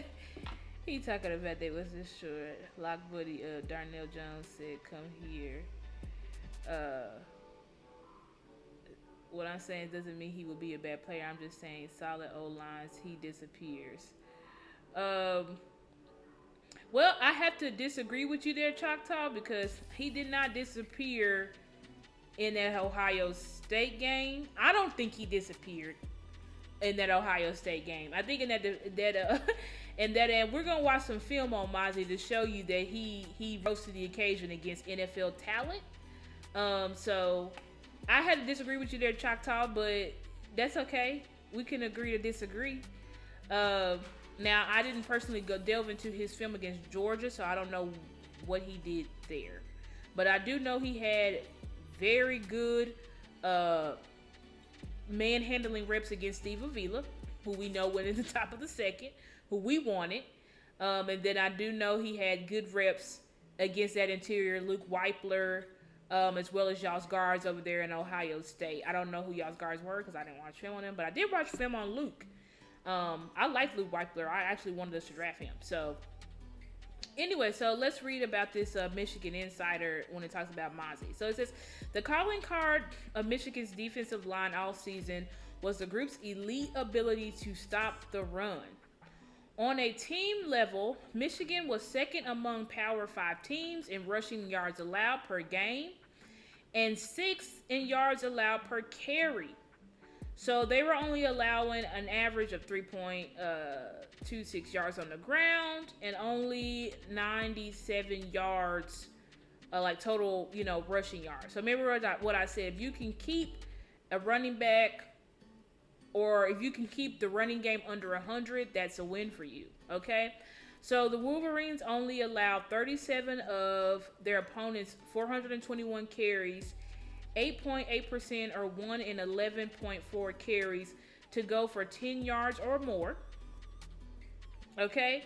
So they only allowed 37 of their opponents out of 421 carries to go 10 yards or more, okay?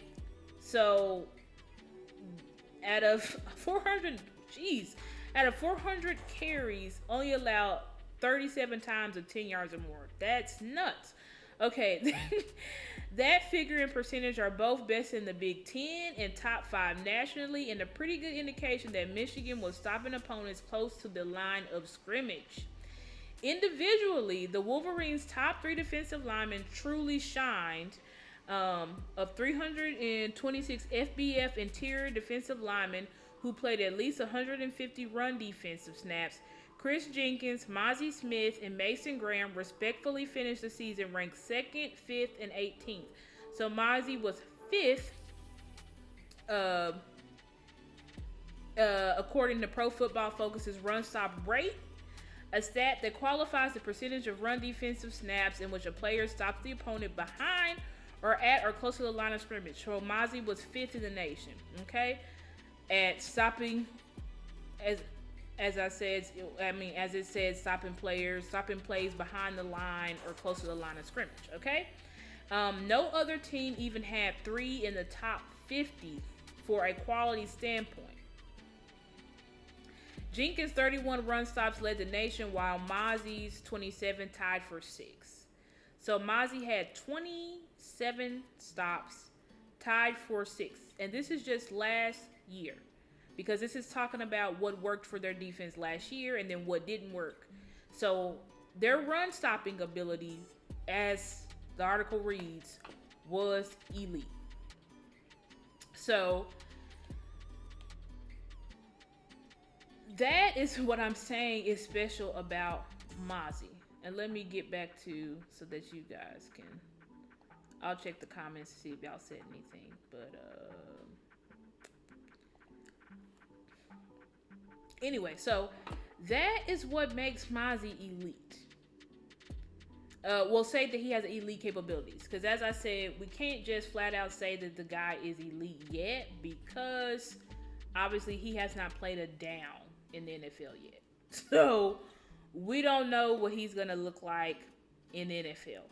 But what we do know, that in a Big 12 school, right, so this wasn't a small school, but playing against NFL talent, he was able to stop the run in an elite way. As the article reads, he was 5th in the nation and tied. He was 5th in the nation, I think it said. Let me go back. So I don't want to disrespect his stats. So yeah, he was 5th in Pro Football Focus's run stop rate. Okay, and then he was 6th in stops. Okay, in the entire nation. So that just shows you what type of man we just drafted. Okay, And so, as again, what I said is he's the missing piece to Dan Quinn's defense. Because Dan Quinn, we did get Jonathan Hankins, who's able to stop the run. That's who he is. But we believe, and everybody believes, well, not everybody, but many believe that Mozzie has pass rush ability, but just his numbers are low because he was not asked to do that. But the film will show that he actually has the capabilities. So we're going to watch, actually what I want to do is listen to Aiden Dirty's, how long we've been rolling? Let me see, hour and 40. Okay, so I don't know what's the likes at, guys. Let's take a like break.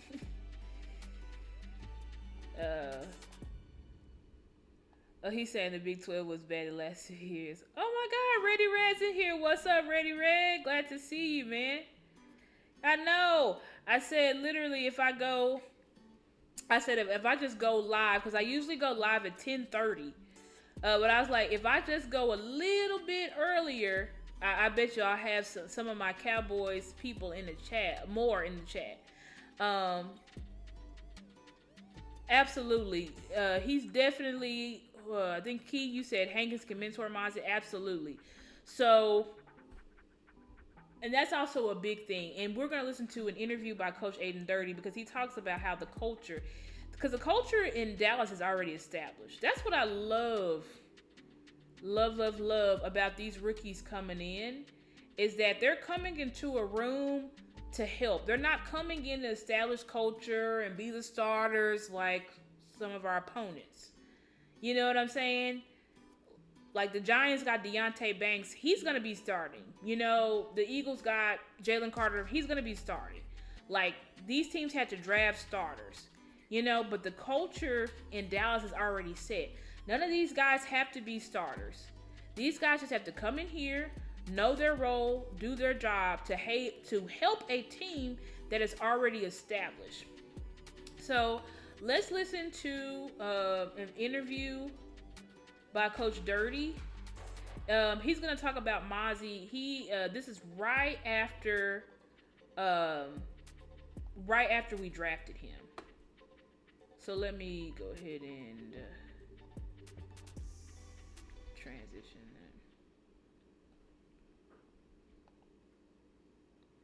that. Coach, when you look at Mozzie, clearly he's an outstanding run defender. There's no question there, but he does seem to me, I think he's been discredited with his ability that he shows some wiggle, he shows some pass rush. When you watch him, what's some untapped potential? And again, the link to this video is in the description. You think you can get out of him? That's a great question. I think you see his quickness, you know, and you see his power, and you see like a lot of his flashes show up when he's transitional rushing from like play action pass, and you see like when he attacks his keys and he's knocking someone back, then suddenly it converts, and it converts quickly. He feels it. He's very intelligent. So like when you talk football, you understand. So I see that he can maybe transfer those things. I think first of all, you allow him to dominate his role, like he has a specific role for us, and you know, rushing the passer is extremely important in this defense. So it doesn't matter what down and distance. If we find third down on 1st and 10 and the big guys are in there, they go. Right. So you know, so like he's going to get developed like all of us. We all have to develop in those areas in our room, because in the NFL, like every down could be a pass, some downs could be a run, you know, and when you define what that is at times, you've got an opportunity to go, and when he finds those opportunities, he's got to be as developed as the other guys. Coach, it seems like it's being understated how difficult it is and how much skill it takes to stop the run the way that Mozzie does, with even the ability to two-gap and to shed and tackle and the flow.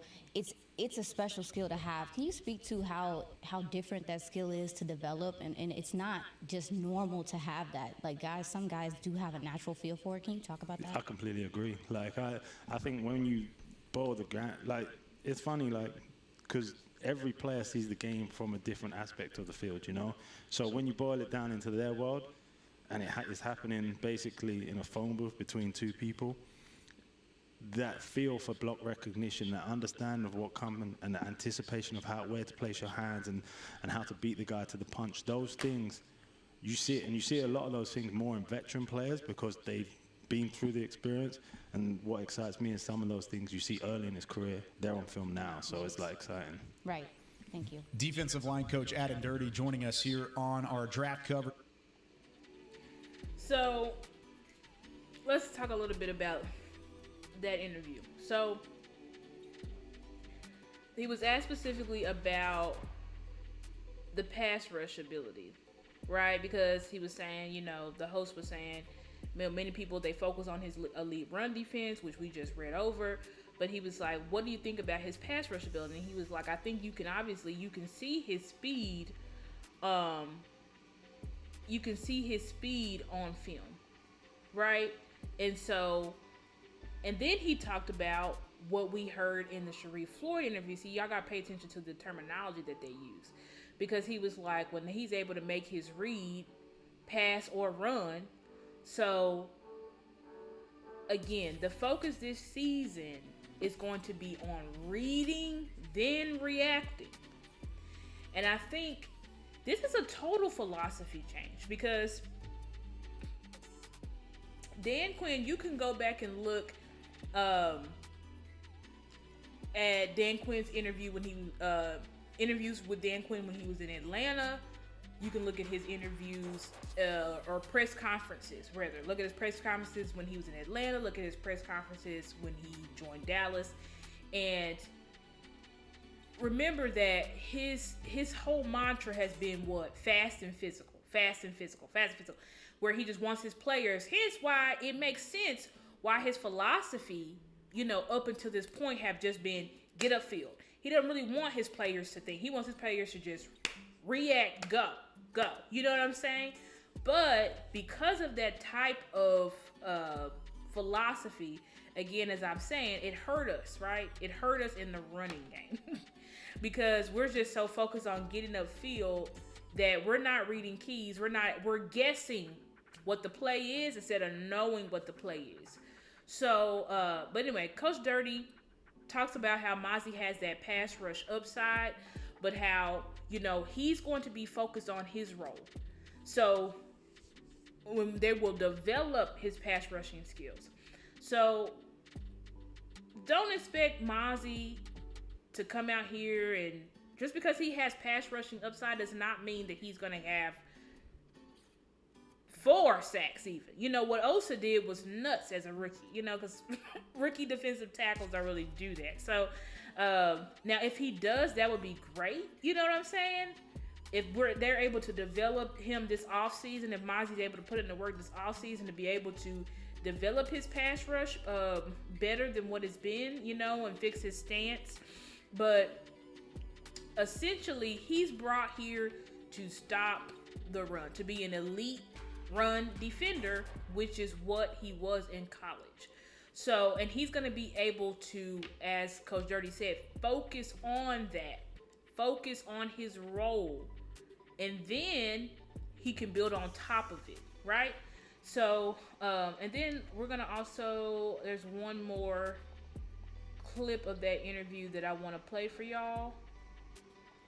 So I'm going to play that clip now. Mentioned Osa and Sam as well. What can Mazi do to really help everybody else around the defensive line with his specific role? Because to me, he's a guy that's going to help everybody else eat. Yeah, I think so.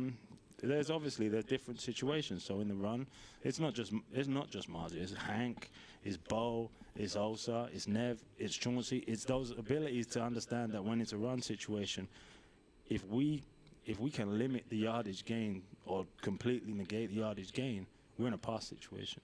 If we're in a pass situation, we're in a pretty good situation. You know what's up. So, and that's what I just went over with y'all, is that they realize, I think Dan Quinn, you see how cool this is? Because Dan Quinn has been a coach for like how long?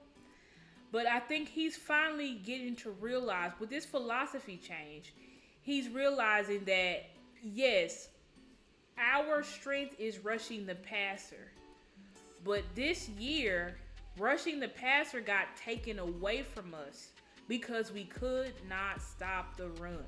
So now they realize that it goes hand in hand. Hey, if you want to be able to rush the passer, I think Dan Quinn talked about that in season. Like, rushing the passer is a privilege. You can only do that if you're able to stop the run. So our focus is changing philosophically to.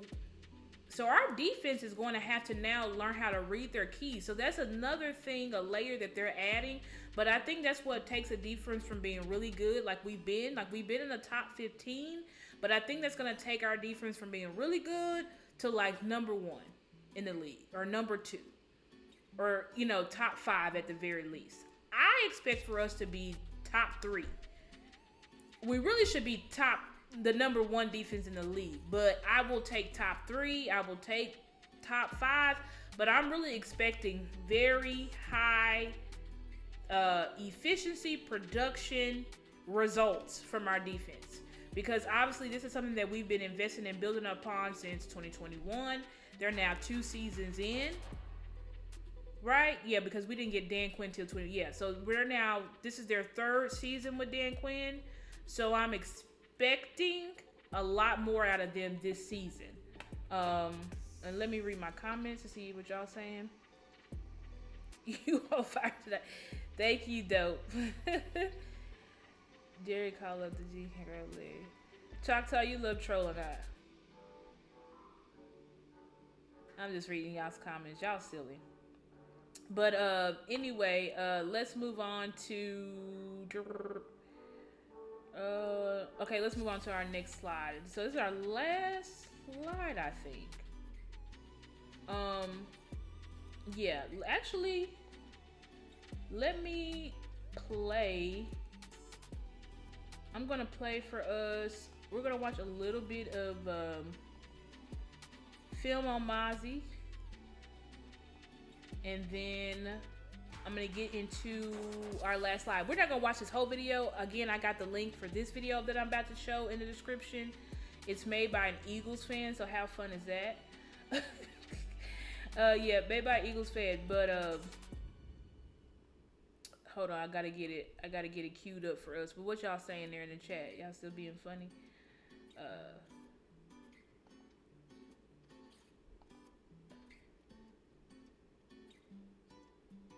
What the?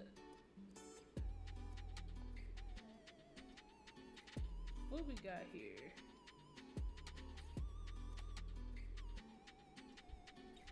I don't know why this thing has this here. This is not the link that I had. What the heck? Hold on, y'all. I almost had a flawless show. I had my slides and everything. I almost had a flawless show, and then this here, what it's linked to, is like, what the heck is this? Oh my gosh. Hold on, y'all. Give me a second. I'm trying to pull this up. We got that crazy guy over there from Eagles land. Nobody want to listen to his crazy self. Let me see here.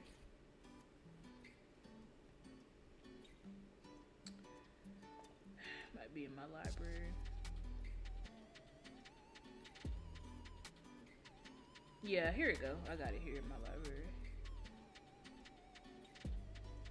Okay. Well, that was not too. Yep, looks like the Lakers are taking it. 100. They got 110 to 88. 5 minutes left. Yeah, it's a wrap for Golden State. Unfortunately. Looks like unfortunately. But anyway, let's get to this video. Again, this is made by a Philly fan. Link is in the description, but we're just gonna watch a little bit of film on Mozzie. Again, we're not gonna watch the whole video because it's like 15 minutes, but we're just gonna watch maybe like 5 minutes of it.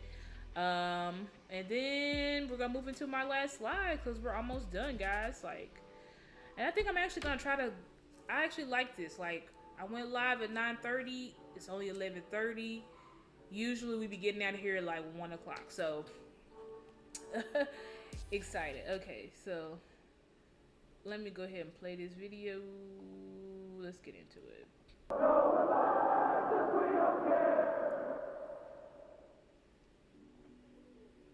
Make no doubt about it, Mozzie Smith is a first-round talent. He is loaded with blue-chip qualities, possessing impressive strength and quickness for a man in a 320-pound body. Guys with this combination of size, strength, and athleticism are few and far between. While many draft pundits label him as a two-down run-stopping nose tackle, I believe this is a short-sighted take. Mozzie has the ability to be a day-one plug-and-play run stopper, but he is not limited to just that role. He has the tools to develop into a plus pass rusher, capable of lining up from a head-up nose tackle to a 3 technique. So let's look at the film to see his strengths, areas of improvement, what we can project him to become, and the value of a defensive tackle with Mozzie's skill set. What first jumps off the screen when watching Mozzie is his power. He has an impressive build with a thick lower half, which is where his power comes from. He explodes from his hips, legs, and lower back to generate force against opposing blockers. This play right here is a textbook example of that. With his feet rooted, he can drive through the ground, creating explosive power with his legs while rolling his hips into the center. This is teach tape. This image right here is exactly the position we want to see defensive linemen in when they attack the line. What you see is perfect triple extension, from the ankle through the knees and hips, precisely what you see trained with any type of power clean movement. After making contact, he drives his feet for an impressive knockback of a center that will be on an NFL roster next season. We'll continue to see more snaps of Mozzie beating current NFL players or players projected to be in the NFL. This is not a one-off play for Mozzie. We see his powerful hip explosion and leg drive come up over and over again. Here's another example of that. Though he is laid off the ball, his outstanding hip extension allows him to explode into the center, lock out his arms, find the ball carrier, and shed for the tackle. That's against 2022 second-round pick Cam Jurgens, by the way. This is some grown man stuff from Mozzie. He's in a two-gapping, react and attack mode here. Talent. Great job recognizing the down block from the tackle, rolling his hips into the blocker, and extending with excellent hand placement. He stops and redirects the blocker into the running back with one hand while tackling the running back with the other. His raw power can be overwhelming to opponents, and when combined with good technique, he displaces people with ease. We can clearly see how well Mozzie is able to derive power from his hips in a linear fashion, but he also generates a lot of rotational force from his hips as well.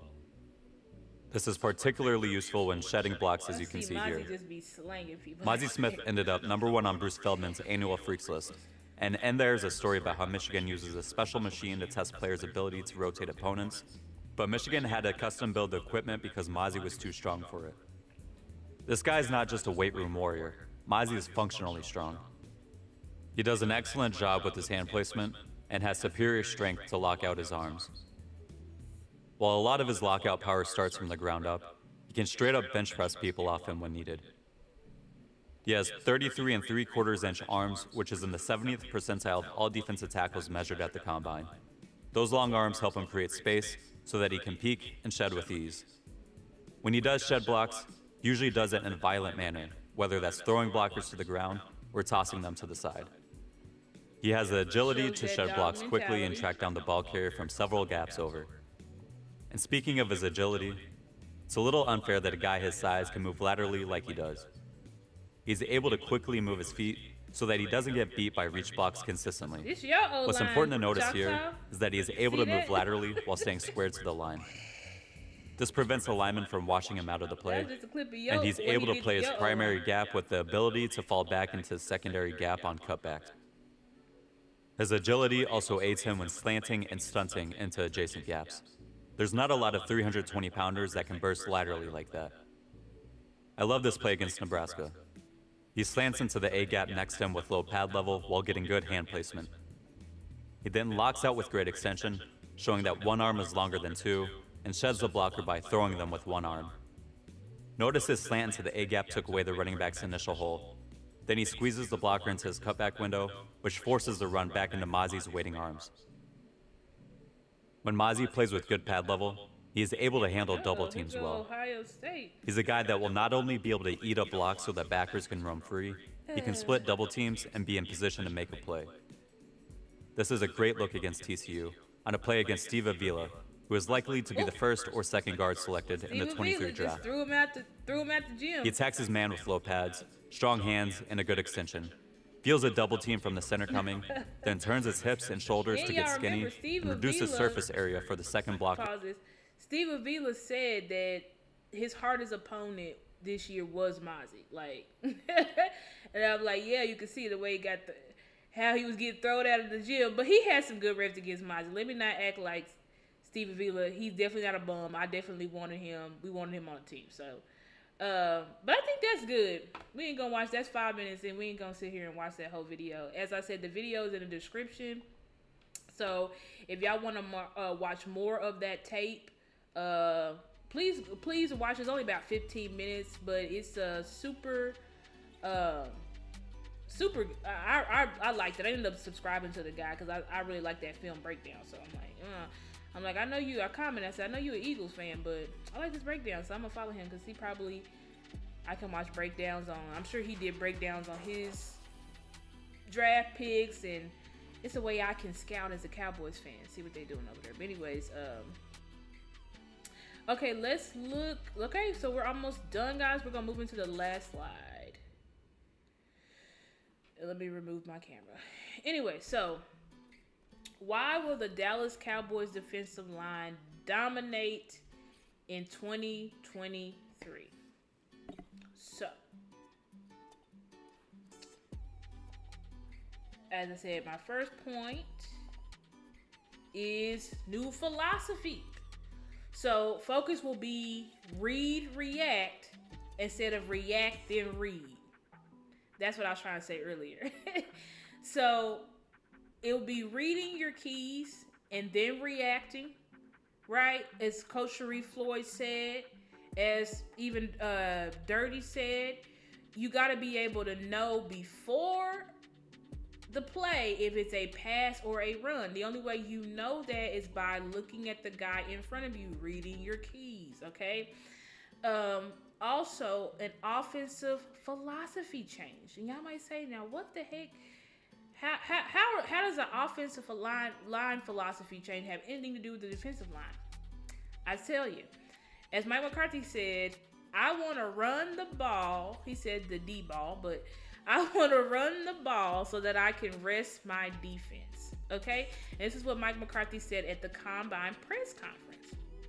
So the way that this goes, the reason why they're going to dominate is because the defensive line will be rested.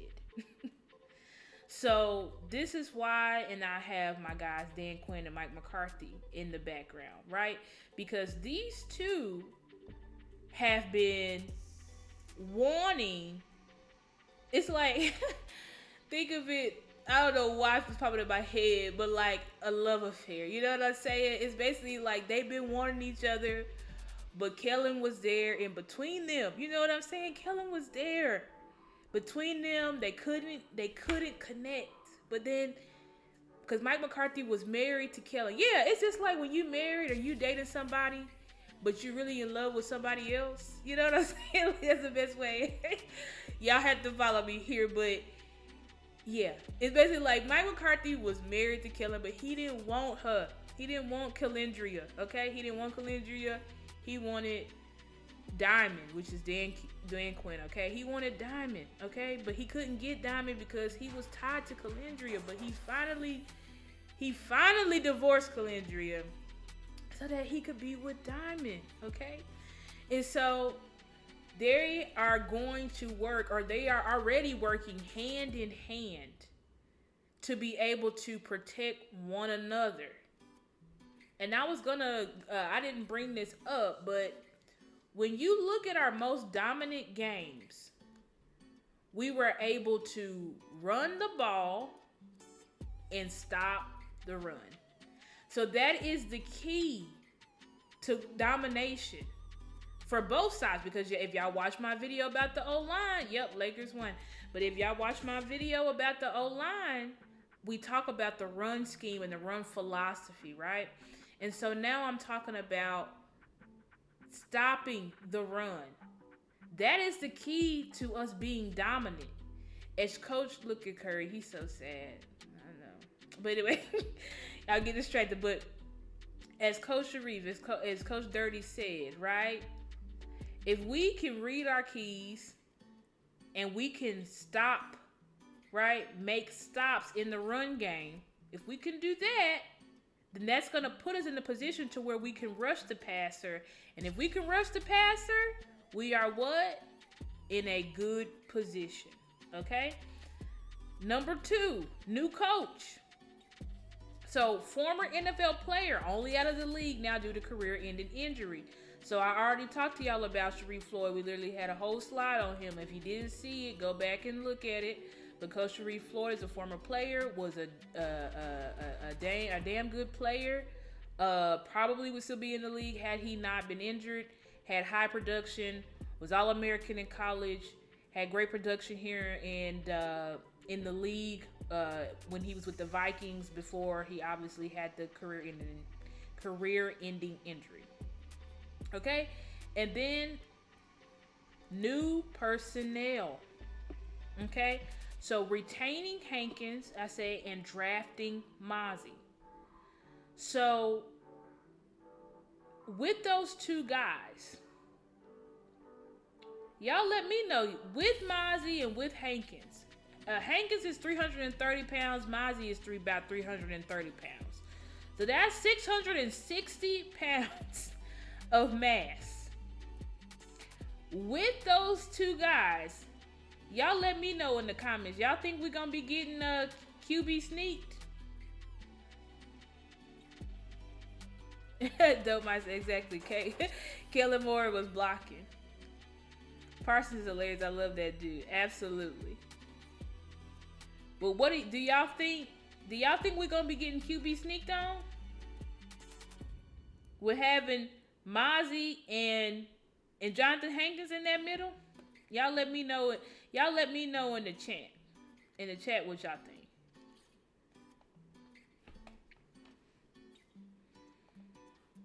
What y'all saying in the chat? I gotta be able to bring up my buttons. Cause I have it here, but it's like I can't play it. And I'm about to add this to the thing, cause I got to. Cause I literally got it just for my presentation. Added a new button and everything. Where is it at? Yeah, here we go. I got it. I'm gonna build this playlist in there. Don't y'all worry about it. No more QB sneak, AJ! Let me play that again. No more QB sneak, AJ! Exactly. No more Q. Let me play it again. No more QB sneak, AJ! No more freaking QB sneak. Okay? And so, but yeah, having those two guys, because we saw DQ when he was in, I showed y'all the slide, when he was in Seattle, he had two defensive tackles that were both over 100 pounds. Cause did y'all know that like Osa and them, they're not even 100, they're not, I mean over 100, over 300 pounds. Cause y'all know like Osa and Neville and Chauncey, those guys are like, they're high 200s, but they're not 300 pounds. So Dan Quinn has always had mass in his middle, but he ain't never had no mass like Jonathan Hankins and Mozzie. He ain't never had no mass like that. Jonathan Hankins and Mozzie's weight to his defensive tackles that he had in Seattle land, probably beating them by like 50 pounds. Okay? So this is why Star makes the argument that our defensive line is going to dominate in 2023. Because, as I said, no more react, then read, but we will be reading, then reacting. So we're already going to be on top or ahead of what the offense is trying to do to us instead of guessing. You said I'm 330, 6'5". Too bad I'm not 20. Chocolate, you silly. But Carlos Watkins was a little over 300. Yes, but you know he's gone now. That's what I didn't mention him, G. And what's up, G? Glad to have you in the chat. You know, I didn't mention him. I mentioned Chauncey, Osa, and Neville. Those guys are high 200, like I said, but they're not even reaching 300. pounds. And so, oh, you know what, guys? I've wrapped up but actually we could watch it now. Because I had film on here so we could kind of see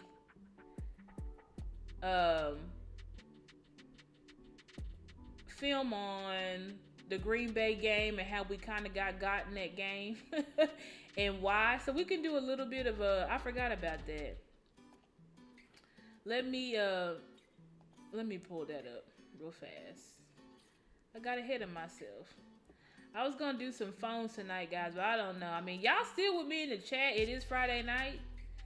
So I mean, if y'all want to call in, y'all let me know. And I'll try to take some calls. Hopefully it works. This will be my first time running it, so I don't even know if it'll work or not. We're just gonna do it through trial and error. But actually I wanna be able to show y'all this film real fast before we let out. Or before I open up the phone lines. So we're gonna watch Cowboys defense versus Green Bay. And then watch us versus the Niners.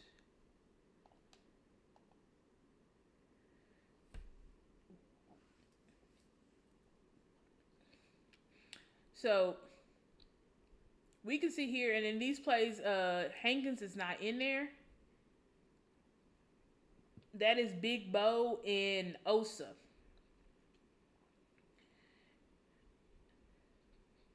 Michael's an animal. He makes a tackle. But as y'all see, like, the defensive tackles were not able to attack their man. You know what I'm saying? Hence why we were getting killed in the outside zone. Outside zone was murdering us. Once again, you see our guys just flying off the ball trying to get a pass rush.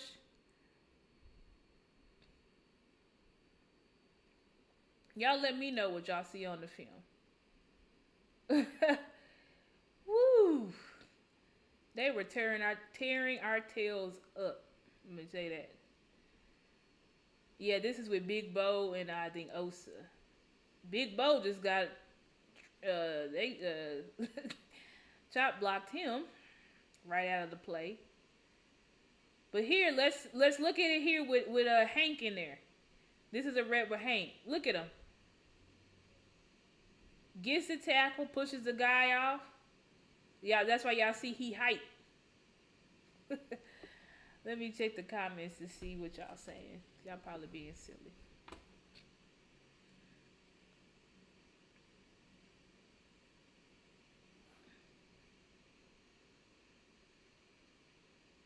These are two reps with Big Hank in there. See when I said the outside zone, because he was even able to keep his block there. Short gain. But this is what the defensive tackles will be asked to do, right? Be able to hold your block. Be able to, but it'll even be more violent than this, because as they said, we'll be attacking the guy in front of us.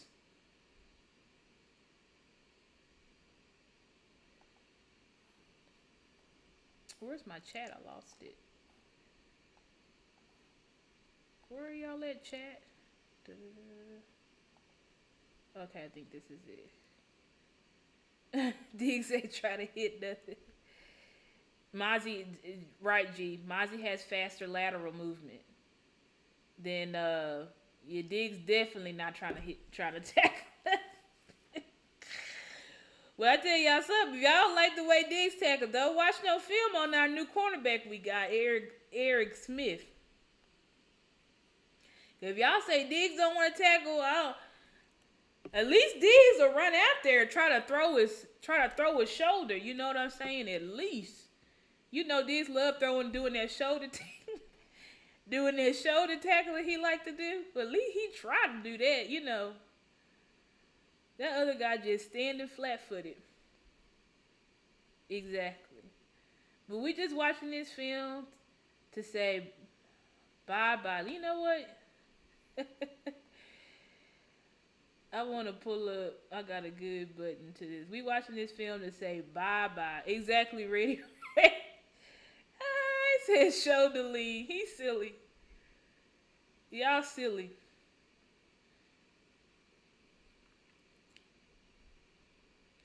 So we got that, and then I'm gonna pull up.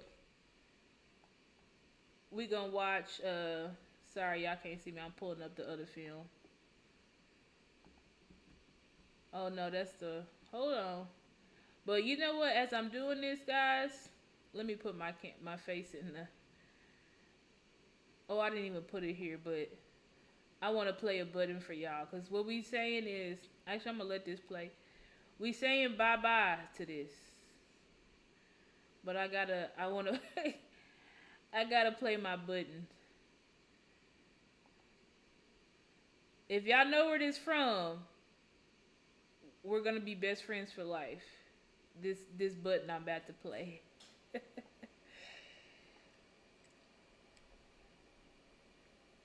If y'all know where this from, we saying bye bye to this.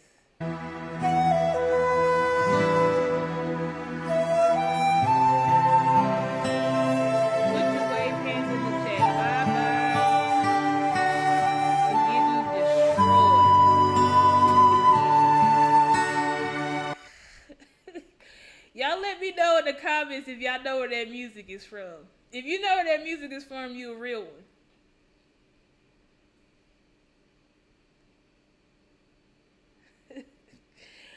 But let me play. I want to play our Thank you, Choctaw. Of course. I don't know. Some people not about that life. You know what I'm saying? They don't know. They not about that life. They don't know. I'm pulling up. Y'all give me a second. I gotta pull up my other film. In just a second. I'm trying to get it going. I couldn't see. Okay. Here's my other film here. So we watching this so that we know what we got to look forward to in this upcoming season. Because again, like I said, this was our defense's best game. And look at D. Y'all see DeMarcus Lawrence so mean, bro. He just threw that. That was a fullback. I think that was used check. Like, y'all see what our D-line was doing? That's Osa with the sack right there. This is like our little hype video.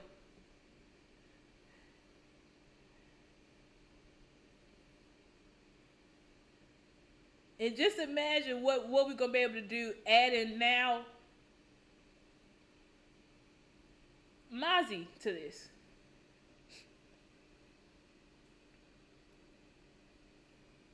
Just imagine. We just watching this having fun.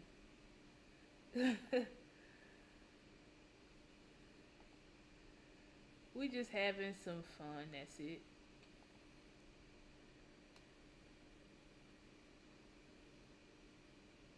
And that's pump block. But anyway. So, guys, that concludes my presentation. Our defensive line is going to be dominant in 2023 for the simple fact that they are going to be reading their keys. We got a new coach who can relate to them in a different way. We got Calendria out the way, so now Mike can have Diamond and Diamond can have Mike, and Diamond is DQ. And so we're in a great space, guys. I thank y'all for hanging out with me tonight. On a nice show. It's lit. It's been super lit. Y'all let me know. Do y'all want to try this tonight, or do we reserve it for the next show? Because I don't want to even bother trying to open up the phones if y'all ain't trying to do the phones. Because if not, we can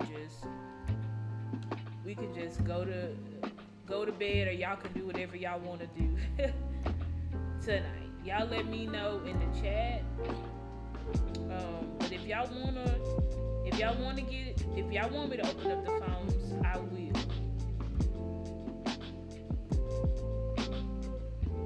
If y'all want to have an after party, let me know. Okay, I pull up, hop out at the after party. You and all your friends, so they love to get naughty. Y'all want to have an after party? Y'all good? Y'all let me know. Okay, I pull up, hop out at the after party. You and all your friends, so they love to get naughty. Thank you, Kevin. I appreciate you. And Kevin, I did get your Cash App. Thank you so much, so much. You guys have a good night. Yeah, now we didn't even talk about Fihoko. I don't think I focused on Fihoko as much, but I may do like a breakdown on him or something later. But y'all can check my draft review. I did some film breakdown on him and stuff.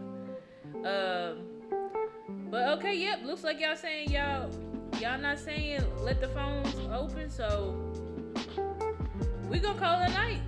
So maybe next time I might have a night show where it's strictly we do the phones. I am not a Taurus, Choctaw. I'm a Sag. Thank you. Born December 15th. But anyway, thank you guys so much for hanging out with me tonight. You guys have been awesome. Awesome. Love you guys. Hold on before y'all leave because I gotta hand out freaking mods. Hold on, I gotta hand down mods.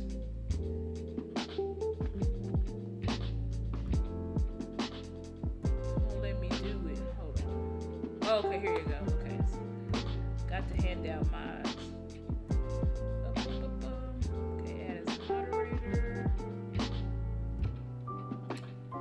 Sorry, don't leave my chat yet, so I can give y'all mods. Choctaw, you're now a mod. Ready Red, you get a mod.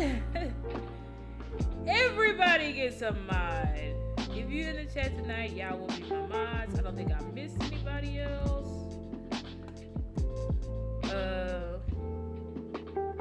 Yeah, I think, oh, Kevin, he left, but I think I can still make him a mod, I think. Yep, I can make him a mod. And, Ready Red, did I give you a mod? Yeah, I did. And then G, you will also get a mod tonight. All right. Well, that's it, guys. Thank you so much. Please like, share, subscribe to this video. Please, hell yes, the Ready Red said his sister Sagittarius. Y'all know Sagittarius is weird. Straight arrows. Love you guys. Y'all stay for my outro video so y'all can see how to follow me on all my social medias. If y'all would like to donate to the channel, it is $Stargazer Sports on Cash App. And yeah, I think that's it. Love you guys. Y'all have a good